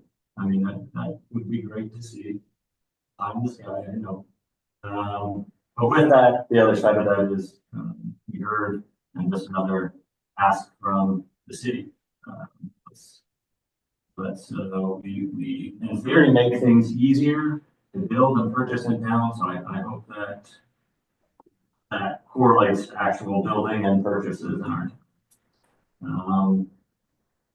And the Northville lot. Hopefully people were listening. Maybe they don't care, but that's a lot that could have done out, could have been appraised, could have had some proposal put on there for building to increase our tax revenue, to us saying that for the right price, anything's available, and then us saying no, and this is nothing against, it could be any lessor who is on there, saying that someone purchasing this lot, even lease to purchase, that's not as valuable as having a lessor on there on a fraction of the lot. So that's what happens tonight. So,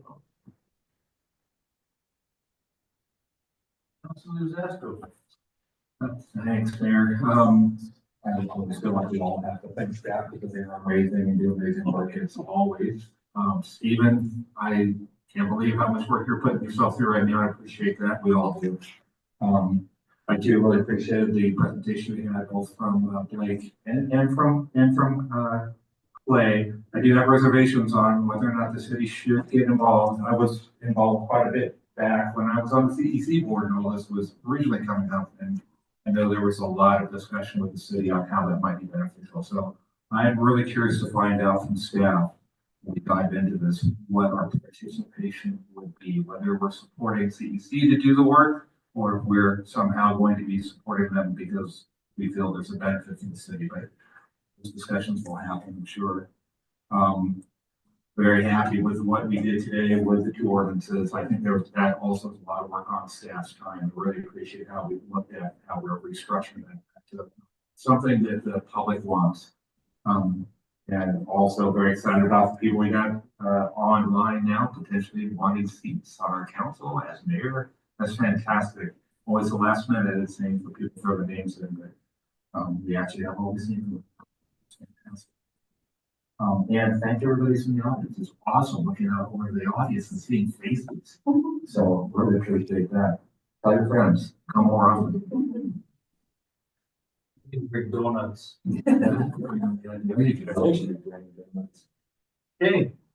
There's no executive session, right? No. There will be no further business. We will adjourn the meeting. Thank you all. Thank you.